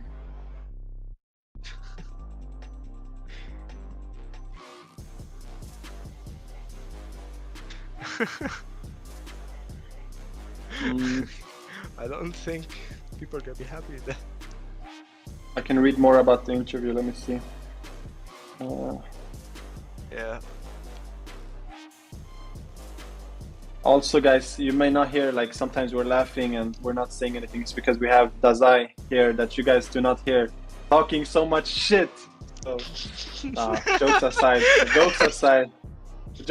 we like Dazai. You know, it's okay. Thank you for streaming, Dazai. Now, that was so unexpected. yeah, gotta be honest though. People are wondering, like, what are these guys laughing at? You know, I'm just saying, you're trash talking a lot, so yeah. What you guys say about that, Dazai?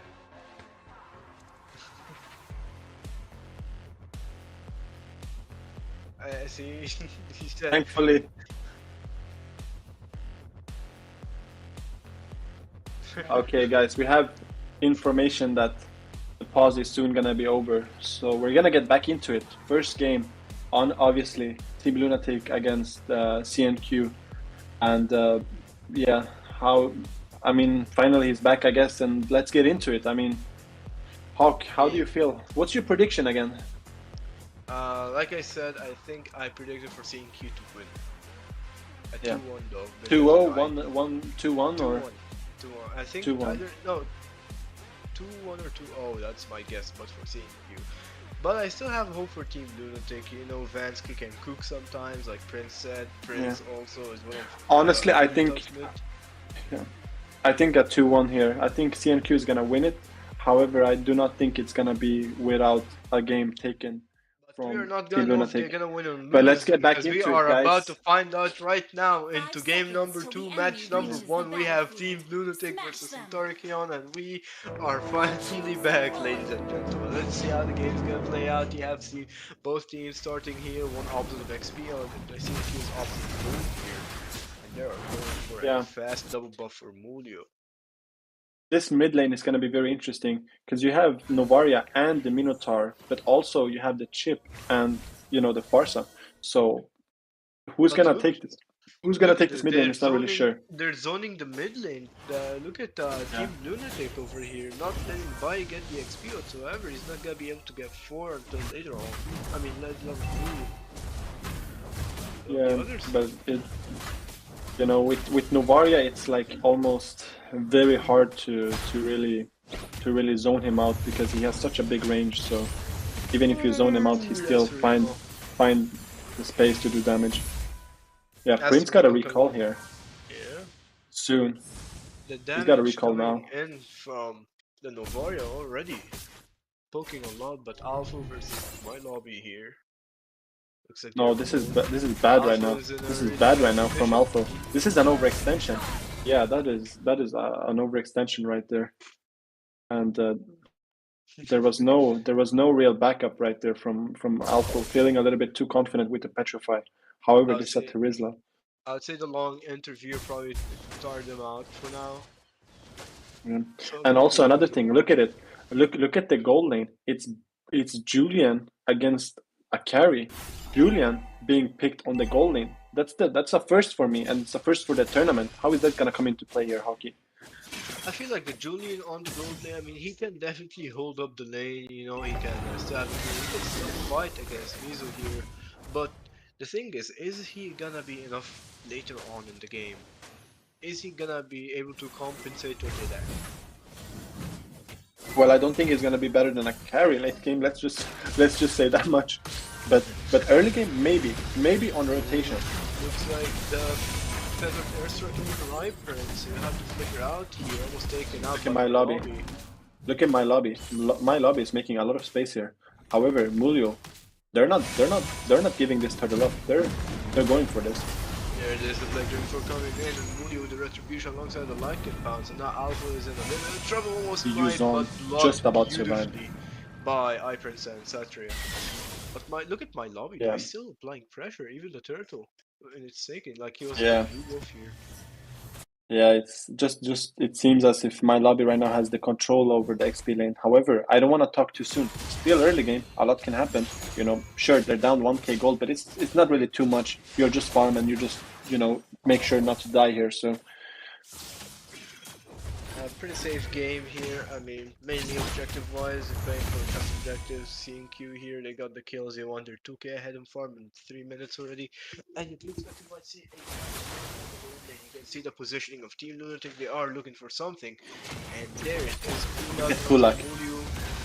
There's the feather Kulak and Mulio. Trouble does survive though. Gets out buried at 1 HP. The fracture wasn't enough to take him down. But yeah, for sure. Aggressive on the Roger early, and he already gets his first sight. Look at the Chip right now, helping out the Yuzong. There's no threat here though. Oh, is there? Is there? I thought there is no threat right here. No, they picked him up. That's insane. Shortcut. That's the danger. That's the danger of Chip right there. In 1 second, he had almost the full team right there to pick up my lobby. Very dangerous. How, like half a second before the fight, there's no threat here. And then Chip just turned up, and there was a threat. And there was. I think they were. But now, looks like Chip is in trouble as he's getting picked up, and there it is. A flicker almost gets taken out here. There's just not enough damage to pick up that Chip right there. But I think it's good enough to make him recall now and take out his flicker for the upcoming objective, taking any resources. Maybe force it now. Look at their positioning. They have the Minotaur still here. The Chip is gone. But the Julian is also... They have control. The Julian is going to zone the carry. The carry is not going to be a problem, I think. I press... Oh, camera, hello? Alright, anyways, we Oh, look have at the this, the Roger. coming in, taking out Dainty Easy. There it is, Kulak with an amazing engage with the flicker as well. But now Mulio still looking for more, does have the like imbalance, but is not gonna go for it. Yeah. And the camera I kinda mean, like flew away from it. that's the Oh, danger, right? Oh, Mulio picking up Barca. Prince, that's not a usual play we see from him. A mistake. Big mistake. Might cost them later on. yeah, I agree here. A pretty nice pick off the Astro Echo to further widen the headbox, and now Alvo the Petrified Oh, is he caught up? going in for Mulio. Fracture, but Mulio saves himself. No just in way time. Is he Mulio gonna survives. survive? There's no way Mulio? survives. Mulio? There's no chance. Mulio survives. No. Oh no, almost survives. I like him, Oh, Hans, I almost Prince. retreats, but iPrince is there alongside Alpha just to finish off. But Mulio Perfect still Petrify killing. right there. Yeah, it's Yeah, still killing still. Nolan. Didn't expect that, even though he was caught off guard, the Petrify came in. I mean, I said there was no way he's gonna survive that, but still picking up Zane. Oh, look at the chip. The chip is on the back side He's here. looking for the Novaria. How I do think how does Novaria Baye sees know? that. How does I think Baye know that? It skipped through the bush, I think. Yeah, it did. It did. But now Baye have to watch out of Flicker, the fracture coming in from Zane, but unfortunately it's not enough damage to take him out. And the so tower for on Airy, top lane. feathered airstrike coming in, but once again both Airy and Baye will have to survive here in 1 HP. Yeah, and also the top lane tower is gone right there. So obviously the goal lead is with CNQ, but the positioning and the overall map control is with Team Lunatic, and iPrince is doing so much with that feathered airstrike that they gotta respect. However, it seems as if there might be a fight here. There's Chip. There is a fight, there it is. iPrince The Lycan wants Pounds Flicker. coming in by lobby, and there it is. A pickup coming in from Mulio. He still have more. The double kill coming in. Kulak taking a kill from Sa. Alpha is in trouble. There it is. Oh, Kulak gets a carry double is kill. way too late. Still Carry is going way too for late. more. And a pretty nice fight coming in from Centauri. They know they take that mid. They got some farm from that. They know they can They're take gonna the take the fight bot right tower out. as well. A pretty nice map domination actually coming in from the side of Centauri. Not gonna lie. Yeah, I mean that was one of those fights that really showed Centauri's skill. They really recognized that Team Lunatic looked a little bit disoriented, which they did. Chip, he didn't really call on the team. You know, there was no real team play in that situation. And Mulio doing so much damage. Mulio might get picked up here though. Mulio does have those side steps, though does avoid the feather airstrike and alongside avoid getting fractured. Oh, The the Petrify Petrify. coming in from Alpha, trying to kill Mulio here, but unfortunately he's going to get taken up by Kulak, and we have a hybrid Mulio is Minotaur playing here. so good right now. Mulio is playing The amazing, so combination- is Kulak also The, being co- there the for combination. Oh, Zane cannot die here. Zane cannot die here. He needs to go back.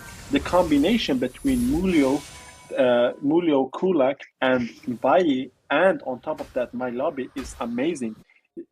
He just has everything he needs in terms of setup to have space with that Roger. Yeah, I agree here. Looks like Mizo though. Look at Mizo, I think he is in trouble. Yeah, he just Unable knows he to has to give defend it up. this. Best he can go is to poke Kulak a bit here, but it's not even enough for him. And Zane on the other Look at hand, Zane. split push. That's the thing, right? Centauri has. That's dangerous, though. Yeah, they have. He placed doesn't so know much right now. pressure. He doesn't know. Yeah, he doesn't They know put- right now if the Roger is gonna come, which he is Exactly. obviously. But, The thing is, but they he doesn't place know so if it's- much pressure on Team Lunatic. Look at Baye! here. Look at Baye! Look Point. at Baye! Oh, that's nice. Pretty close snipe here. Now for the side of Team Lunatic, the only way they can come back is just to farm and split this, because now they know they can't take a fight, especially against with the communication coming in from Mulio, Baye, and Kulak here is just beyond amazing. And now Mulio looks like he's in trouble. The shortcut coming in, the further airstrike, but he's still going in for a fight, going for iPrince. He's gonna Oh, pick Prince. iPrince. There it is. Like about taking iPrince out. Another I don't one. think that's Is worth he it. gonna survive? Oh my Mulio God, no double way he kill survives. is such a big threat, but Mizo takes Alpha, it look at out. Alpha, Double kill look from at Alpha. Mizo. Alpha getting picked up really quick by that Julian. Oh, And Baye is still alive. Really, I think the situation in that is that they cannot kill Mulio as quick as they believe. He just stays alive. He finds ways to make it complicated, and that's Hey. what's really annoying Team Lunatic right now. They cannot kill him that quick. The team just showed up out of nowhere, You would say with Chip, you need to surprise, you need to be quick, in and out, but they cannot kill him as fast as they believe, and that's what's really causing a big problem now. However, now it's Julian. He's doing so much damage. Yeah. Vansky needs to be careful right there. Just the Julian is I would say fed at this point. They have the goal that they need to pick up this load. No, there's no real threat right now. Team Lunatic has to concede. Gotta defend. They still got the force. It's not going to be a problem, but if they're gonna get snowballed here, they lose the mid tower, they lose the top tower, they lose the bottom tower. They're gonna be down like 5-6k gold. So, and after that, they might have to concede the next lord, and that's gonna be a problem. So I'm interested to see, are they gonna make any plays, or are they just gonna play it out? Because Chip right now is on the bottom lane.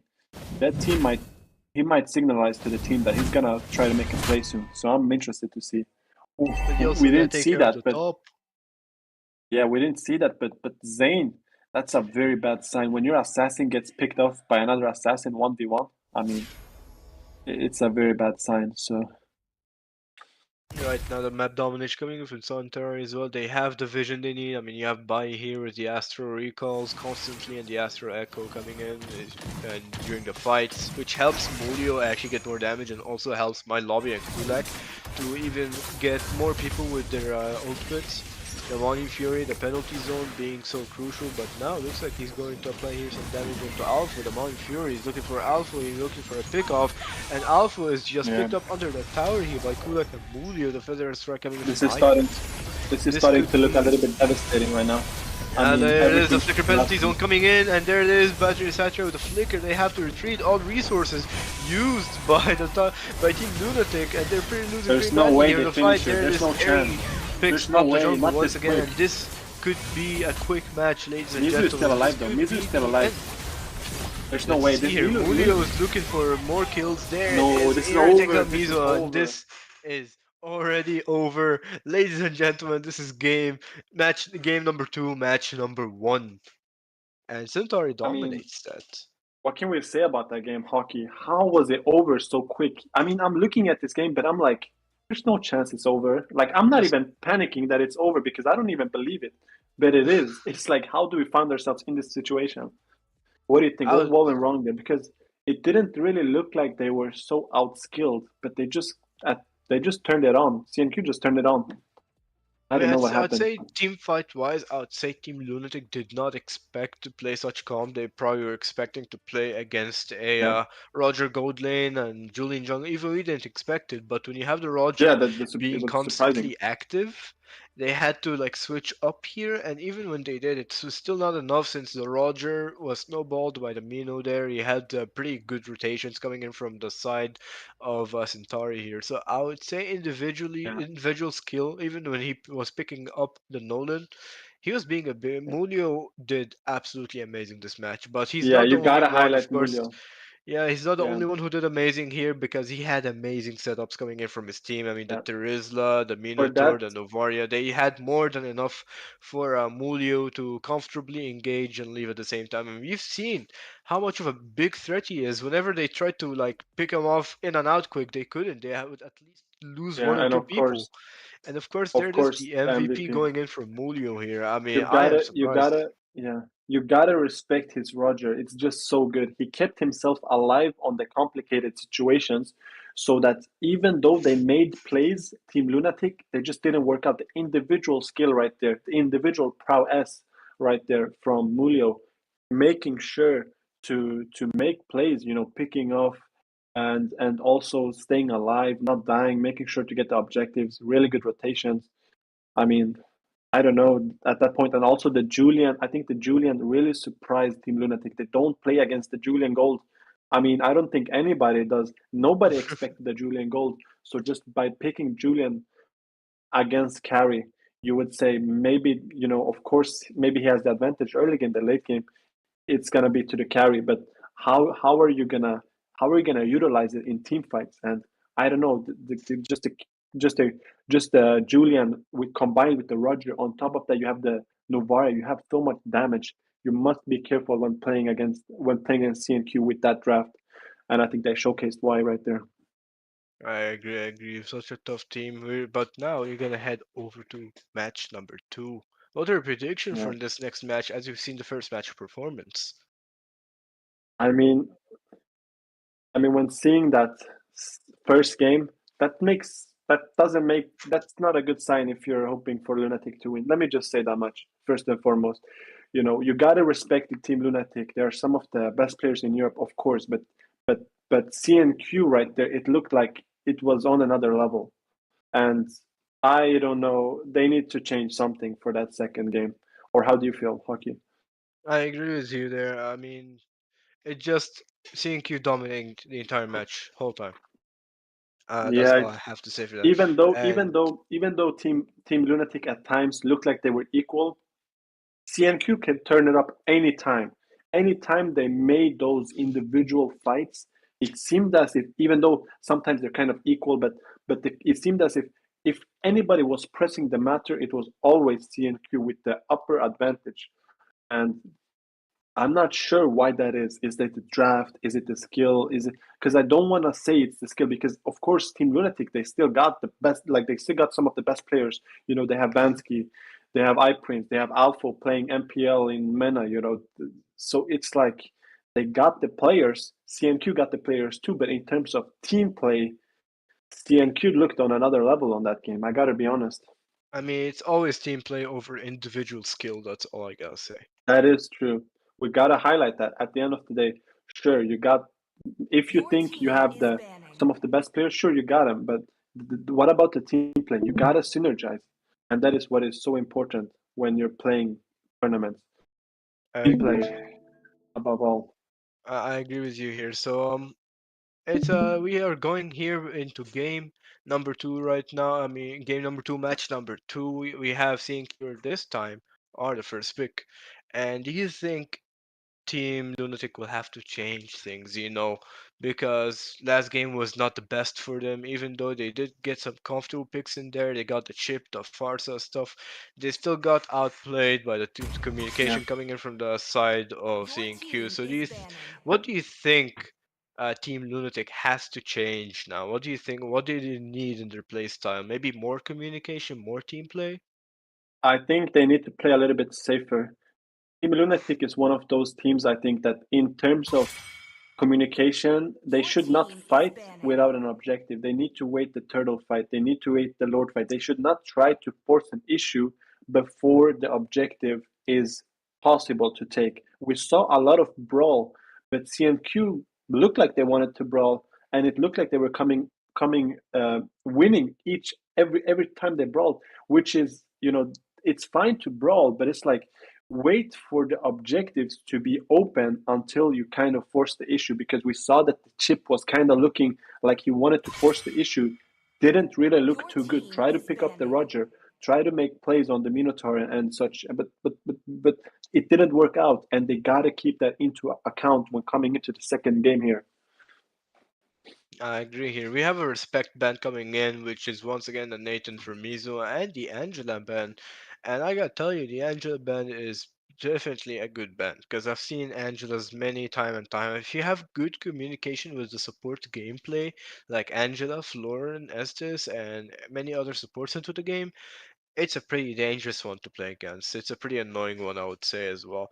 And knowing iPrince sometimes likes to play Angela mid, maybe even they could go for the Angela roam here in Satria. So let's see. The Your Angela band here team is is quite a nice banning. band. We have the Hearth band as well. The meta band, the one and only Hearth, jumping around, dashing around Yeah, everywhere. So quite a you always got to respect Harif ban. You cannot afford to leave him open. Really, Harif is, in my opinion, and many other people's opinion, the best hero of all right now in ML. So he can do it all. He does damage. He has mobility. He can go anywhere. You put him on jungle. You put him on mid. You put him on gold. You put him on XP. I don't know if you can put him on Rome, but you can put him almost everywhere. Minotaur well, being banned Your here. I'd team is Respect ban say banning. also. put him on Rome when he has Petrify. So now he has a stun. Yeah, you could try. Yeah, for sure. Maybe something Or to it's try. like Who kind of knows? like a Hellcurt. It's kind of like a Hellcurt where you just try to do damage and end zone and such. But it's a Hearth at the end of the day, so. But we have the But now Minotaur what? though getting banned Yeah, here now. And the Lowy as well, they know the risk of leaving Lowy open. You know, we've seen it, the Lowy going up and down the entire map. And now, first pick goes in. They've left the Fanny open, but Mulio Adrian, instead will be going for his Fredrin. Mulio is one of those players that is really good with like the tanky junglers, but he loves those assassins. But I know for a fact, in terms of Fredrin, it's one of those tanky junglers that no matter if it's supposedly in the tanky category, he uses it like an assassin. He dominates everywhere. He does so much damage. It's insane, and that's his comfort pick right there. However, on the side of Team Lunatic, we gotta highlight iPrince picking the Novaria, and Mizu picking the Moscow. Two dangerous picks. Moscow is kind of risky. You gotta be careful when you're playing Moscow because it can the potential is super high, but Novaria is one of those safe picks. Wait, Is always good. are we gonna see a Johnson? No, we're not gonna see a Johnson, but Are I we gonna think see a we might see a Roger there's though. the Yeah, for Roger sure. coming. I mean, I was excited to see a Johnson. But the No, Roger I is think actually there's no way. pretty nice pick here against the Moscow as well. You have a pretty contested gold lane, and the Grok coming in from cool. Like I said, the Yuzong might potentially give it back to Alpha here. And as you can see, iPrince getting his comfort pick, like I mentioned on the game one, iPrince likes those long range stuff. Nova, Farsa, Xavier, and he got one. And Kulak had the Alpha on the potential. Terizla. Yeah, Now that is something to see. That's something good to see. You know, Alpha is gonna be cooking yeah, with a Terizla and banning the use on here as well. yeah. I mean, Kulak should he had a potential. I'm not gonna say he should have, but there was potential also to pick Lolita to. I'm not seeing it banned. Yeah, there was potential to pick Lolita to counter that Novaria and also just be annoying, bring a little bit support instead of a tank. But Grok is also like you can kind of you can kind of make those engages. You always gotta respect it. So Baxia, I mean, when there's a Baxia Grok, and Paramits ban. yeah, I think Ferris ban and that last ban here, they're gonna have to go for another tank jungle, maybe even an Akai. Or they could go for like the Nolan or Ling as well, since these two are still open. But what I gotta tell you is when there's a Grok pick, there's always has to be a mid pick that relies on Grok to clear, right?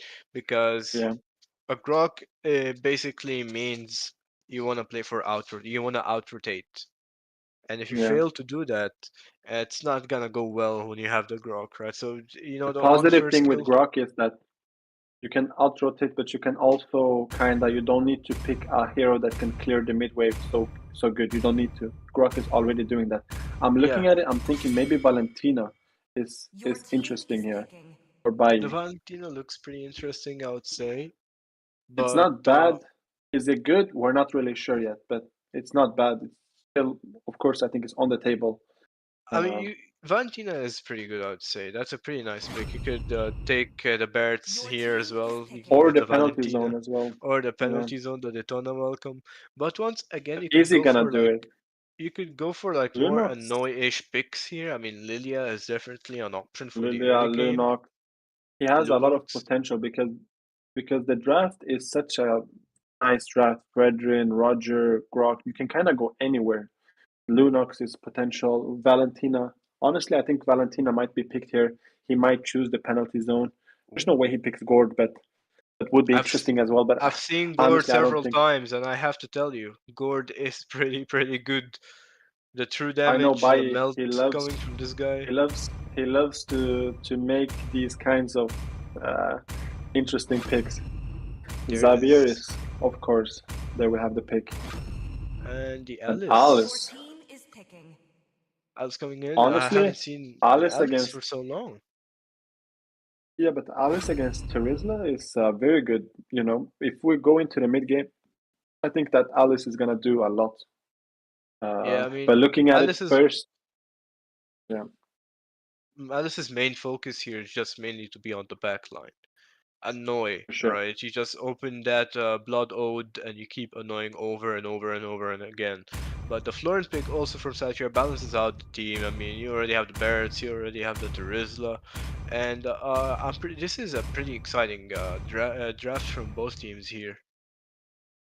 Yeah, for It's sure. not stuff But you what's your usually opinion? see. Who do you think won this draft? What's your In first my impression? My first impression, I gotta say, maybe Team Lunatic won this draft. Okay. I have to give it Mm, to Team Lunatic here. They have such an awesome draft. They have protection, they have the heal, they have the tankiness, the CC, the damage. But also same goes for the side of CNQ. Like I wouldn't say Team Lunatic dominated the draft, but I would say more of like it's just a super close, and I think Team yeah. Lunatic just has this slightly I better gotta agree touch to with their you. draft. I gotta agree with you. I think first of all, Team Lunatic's draft is much easier to play. They have that Barret, but the Barret combined with the Moscow, it makes for a very good draft here, especially that Moscow, because if he has space here with if Barret makes space combined with the Florin, I mean Moscow is gonna do so much damage. So you got to be careful right now. But also Roger, 1v1 Roger and Moscow, very interesting. Who's gonna win that lane? Because the farm is gonna be It's gonna super be a important. super safe lane. There's no one winning this. I mean, if it comes to fighting, I would say Roger will definitely win the lane. But apart from that, it's gonna be a super safe gold lane. Both teams are waiting to just scale up and get what they need. Apart from Yeah, that, though, I'm pretty hockey. I excited. mean, second game. I mean, Yeah, look at this. We have what Mulio already like on the level Team Lunatic? 4. Does Oh, have Team the Lunatic is there gonna it get is. caught off The guard. first blood. Dansky, that's not a that's not a play you see him usually making. Wow, double kill right there from Mulio. Hasn't been 2 minutes. I'm so That's surprised Mulio right for now. you. That's the Fredrin for you. Yeah, that's not only Fredrin, that is Mulio on the Fredrin. We gotta be specific, you know. He's making these plays. It's like it looks amazing, and it looks like it's one of the best, his best heroes, but one of the best in Europe to do it with Fredrin. Turtle is gonna come up here in 5 seconds. It looks as if he's just gonna rotate here. Bartz might try to go bot lane. Give up that turtle might be an option, or are they gonna fight? Let's see though. Alpha obviously dominating, not dominating, but winning that early game I'm rotation. sorry, I had an unexpected counter here, so I had to stay silent for a minute. But I'm back here, and looks like the objective has gone for side CNQ here, as Mulio does have the 2 kills in the early game, like Look you at mentioned. Roger. Look at Roger. Roger is alone. He's on an island right now. He's Napoleon. He's got to go back. But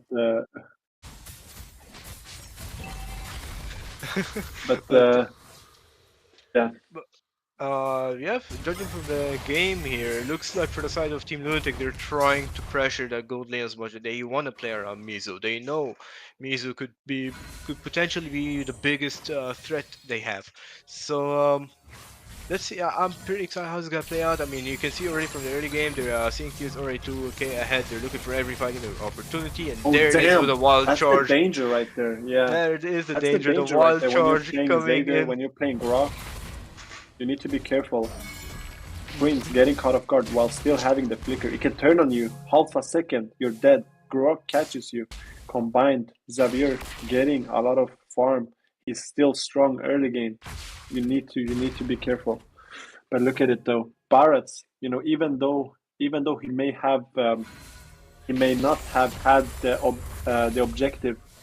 Anytime the objective is open, Barrett still has something to say about it because at the end of the day, he's just so tanky. He can always be in range to retribution. Oh, Mizo, the bloom coming in Oh, look at this. from Centauri here. Mizu. There's a Dawning Line, but the Mizu. wild charge, Kulak Kulak coming picking like it an up, assassin. and there's the Praiser's Wrath. Is this enough for Mulu to take out Eye Prince? Not yet. Look at this. He's still No, looking no, for Eye Prince more. cannot Eye die here. Prince might be in Eye Prince trouble. cannot die here. He's going in for Centauri, and there it is! no. Jumped like and pounds from Harry coming in from C&Q, and they're No still way. looking for more here on Zane TV, and looks like it has come to a halt as they are now having Let to me- repair. Oh, he needs this kill. My lobby needs this kill first and foremost. They're losing. They're Oh. losing on the other sides. You cannot die here. You need this kill. This is pretty tough. Ooh, okay. 1v1, 1 HP, both of Alpha, them.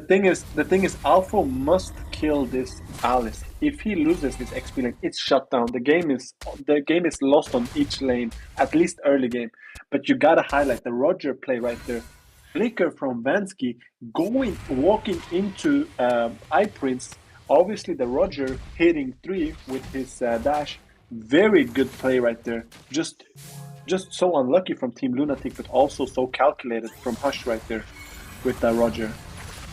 Kulak playing this Grok as if he would be an assassin.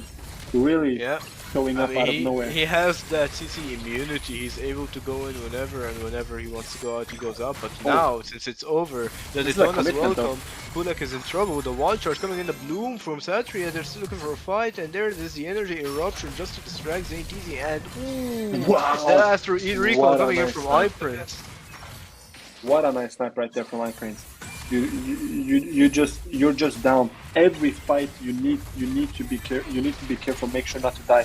Now they traded Vansky for Kulak. Really, it's in the side of CNQ because they're already winning. Now Hush picking up Mizu solo. Wow. I mean, Roger against Moscow, sure, but like to die solo under tower, I don't know, Hockey. I mean, like I said in the early game, they're not so. Moscow wouldn't fight the Roger in early, but when the Roger has the lead like this, well, it's only expected for him to dive. Yeah, I mean, I have the Lycan pounds. You have the Lycan pounds. You can like immune a tower shot on top of that, so you're pretty safe to dive and leave afterwards. You just gotta watch out not get stunned. Mizu gotta concede the tower here. That is true, but you know. It's like if you give this Roger any more, he's just gonna be so fat. He's gonna be too hard to handle, and he's already going to those levels where it's like, how do you deal with this Roger? I mean, we've seen it the last match, and it could be the same thing this match, where it's just not that easy to go in and out on the Roger. And there it is! The penalty zone coming in, but the retribution coming from Mulio and the Spear of Destruction. Moscow, Mizu, there he is! He's looking for a fight, but unfortunately Mizu might be in a really bad spot. The Purify had to be triggered. My lobby is still going in. There it is! Pinning everyone, immobilizing, and Mizu's taken out. Back home. They are going... They're going for a brawl, but the Daytona's welcome. Oh, Mulio is in trouble. He's under tower, but well played Kulak here as well, backing up, taking a tower shot or two.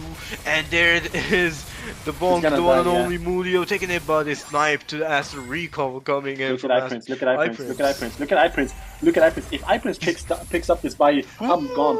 No, he's just about to survive. That is so close. Hockey, I was gonna say if iPrince picked up that Xavier, I'm walking out the door. I'm not coming back. But that was such a close night. Honestly, I mean, almost just the gameplay. Yeah, it was there. It was on the table, but just about dodged. But look at the wave management, though. Look at the lanes winning, even under. However, one thing I gotta highlight from CNQ: look at how much this marksman Mizu is having the worst time of his life against CNQ. They're making it annoying for him. Not only annoying, they're giving him hell, and this is exactly that type of engage you want to see on your team. I don't know if you saw that, but my lobby just blew off here. Oh really? Yeah, my lobby took. They actually did a pretty good. Yeah, he got the blue buff. Good combo with it. Bai just did the snipe with it, and my lobby took it on 200 HP, which is a pretty good communication here to steal that. And you can tell, like, from these little plays to these massive team fights, you know that CNQ have been just playing together for so long that their communication is just everything is calculated. Everything is calculated. Everything is calculated. They look like a different kind of team. It looks like this CNQ is just showing up and showing out, because at this point it's 10 kills to 2, and they've made, look at this. They're forcing this guy. They haven't even started. The fight hasn't even started. They're making him use penalty zone to retreat. And look at Mizu right alongside now. The Bloom coming in from the floor, and they've just took so much out. iPrince doing damage though. iPrince doing damage, but of course the Lord is gonna go to his CNQ side. Daytona's welcome. has to retreat to the Zayn. He's in trouble. Looks like Kulak is looking for an opening though. He has that wild charge, he has that flicker, This and will be using it, but unfortunately does not hit the target. this CNQ with Bai, I mean, they're playing amazing. They make it look so simple.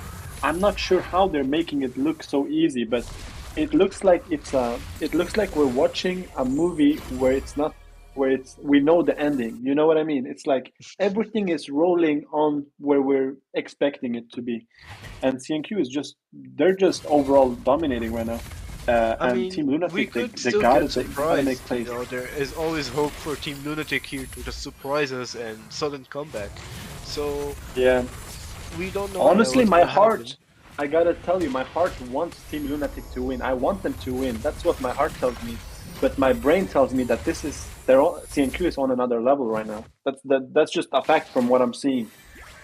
And I'm getting scared from just how they're playing, because how do you make them make any mistakes? Ooh, the blue coming in. The thing is, they're just so aggressive. There it is, the pickup coming in Daytona, from my yeah. lobby, and the jump, the Lycan bounce from Airy just poking everyone here. That's an amazing Roger for you. More and more. Oh, look at Lycan my lobby. bounces he got. Does he have? Yeah, he Winter- has Winter Truncheon right there. The Winter Truncheon to save himself from the tower shot, so it still goes in. Mizu did not Still expect gets that. the kill. Miso did not see that at all. Like he said, not expect that at all. The problem is there seems to be minimal punishment for CNQ for the moves they're making. But at the same time, it's like, how do you punish them? It's not really sure. The gold is it's such a big gap. It's around 10k. It's like, what do you do? How do you survive? You know, you're not really sure. I'm not really sure. I don't know if anyone can answer that question right now. What do Team Lunatic need to do? Who do they catch? How do they catch them? And where? Because they're playing 5. They're gonna play safe. They're gonna wait for this Lord. I don't know how Team Lunatic is gonna come out of it. It's pretty tough for them. They need to like have such good communication during the next fight. They need to figure out how to win the next fight, because if they do it, they could change the course completely. But if not, I One hate thing to I'm say, seeing, this could yeah. be their last game. iPrince is absolutely pivotal here. He's the one player that has outshined. Just he's the one reason why all the towers are not gone yet, because he's been clearing the waves, doing good damage, and making sure that to make the team still be competitive in this match. Look at this Airy Alpha. here, you know, a bit too confident with the recalls, looking for vision, looking for something, and I think Oh, we might look witness at a Barrett. steal. Look Yeah, at Barrett. No, there's no chance. Nah, never mind. He's been caught, he's been seen, and look at this. They leave it just to wait whatever Barrett has. The Daytona's welcome is out from the Barretts, and looks like Barrett is Oh, he's in gone. trouble He's now. in- Ooh, What's his- the dash coming in, but that's not enough as the Lycan pounds coming in from Airy just shuts him down completely Thing is, here. it looks strange from an outside perspective. Why is he in that position? At this point, you need to make a desperate play. A desperate situation called for a desperate play. You're down 13,000 in gold. You're gonna lose almost 99 times out of 100. You need the Lord, but he doesn't get the Lord. It looks like this is gonna crumble at this point. If they survive, I will be very surprised.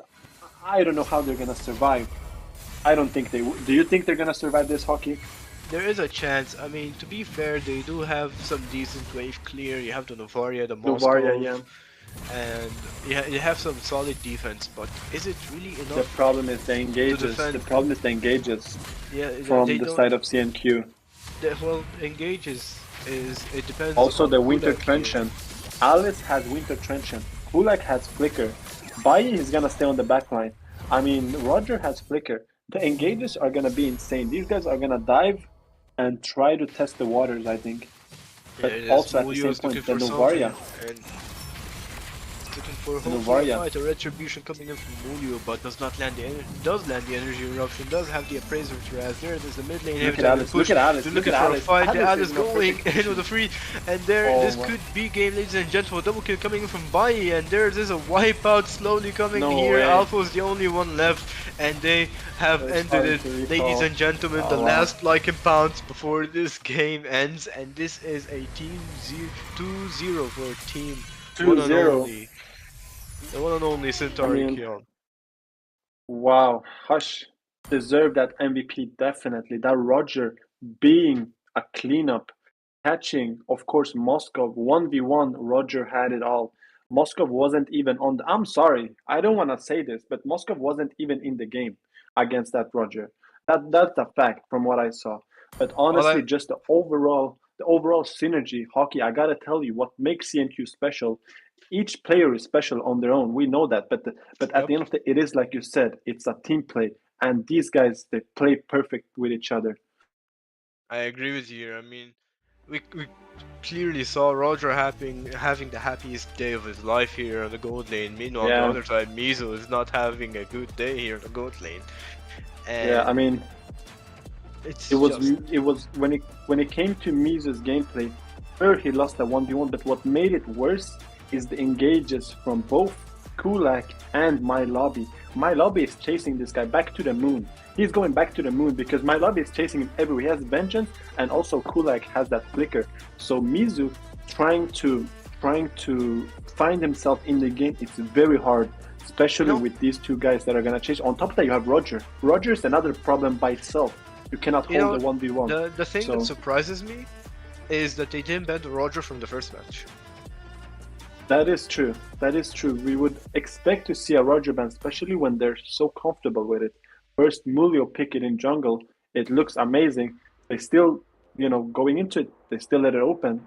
A Hush picks it. It looks amazing again. I mean, wow. So what do you think about the series, the overall series here from Team Lunatic against CNQ? I mean, a pretty tough series, I would say. One of the best series I've casted so far. I'm still looking forward for more and seeing. Every series is one of the best series we've casted. It's playoffs. People are showing up, showing out, and they're making the best. Yeah, that's the thing. I mean, it's only playoffs. That's but team. I gotta say, team Lunatic. So now Team Lunatic and Birthright are out. We did not expect any of these teams to be out so early. But I gotta say, Opertum eSports against Birthright. I mean, Opertum, it looked like they showed individual prowess, that individual skill that, while the team play could have been better. I think they would agree with that. There were some situations the team play could have been better, but the individual skill is what makes that team so strong. Qeon on that jungle, very strong. One of the best in jungle, maybe top 3, maybe top 2, but one of the best for sure. But however, on CNQ, they make it look so easy. Hockey, it's like they make the game look so smooth, and I'm not sure why. I don't know why they make it look so easy, but it's a shame because I know Team Lunatic, they practice hard. They make sure to put the time in. I don't know how they find themselves in a position, but CNQ, they look differently though. This was a different team. Has practiced with each other a lot, but I'll say this. Centauri Qeon just has the better communication and the better execution, and that's what matters a lot in the team. And they were able to prove that to us. So I mean, today was an insane day, from both the first series that watched to the second series. The playoffs are looking amazing, but I mean, I don't know where we go from here. Tomorrow it's another 2 series. So.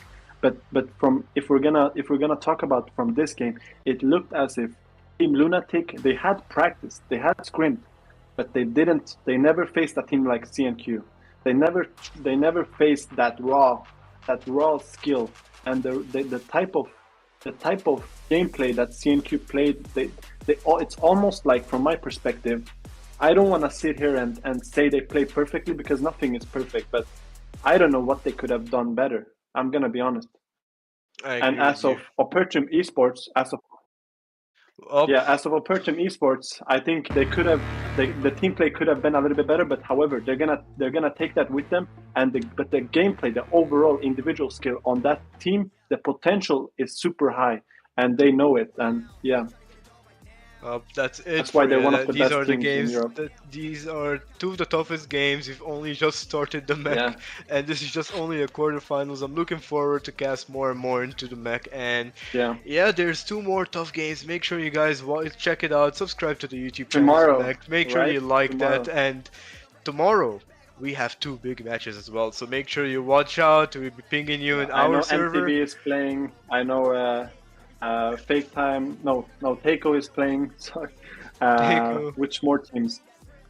I Yeah, forgot. and I'm sorry, guys, but so we have Method Black, I can't Occupy, even like speak. Caverly and Yeah. Takeo playing, and these teams are Yeah. also insanely good. So for tomorrow, make sure you check out the teams gonna play for this. And thank you, Synth, for Yeah, casting thank you, with me guys. here. Thank you, and thank you, Hockey, as Thanks to well. Lemon Yeah. Lover, thanks to everyone behind the Mac here for getting Yeah. us into here. And yeah, goodbye, and we will see you tomorrow.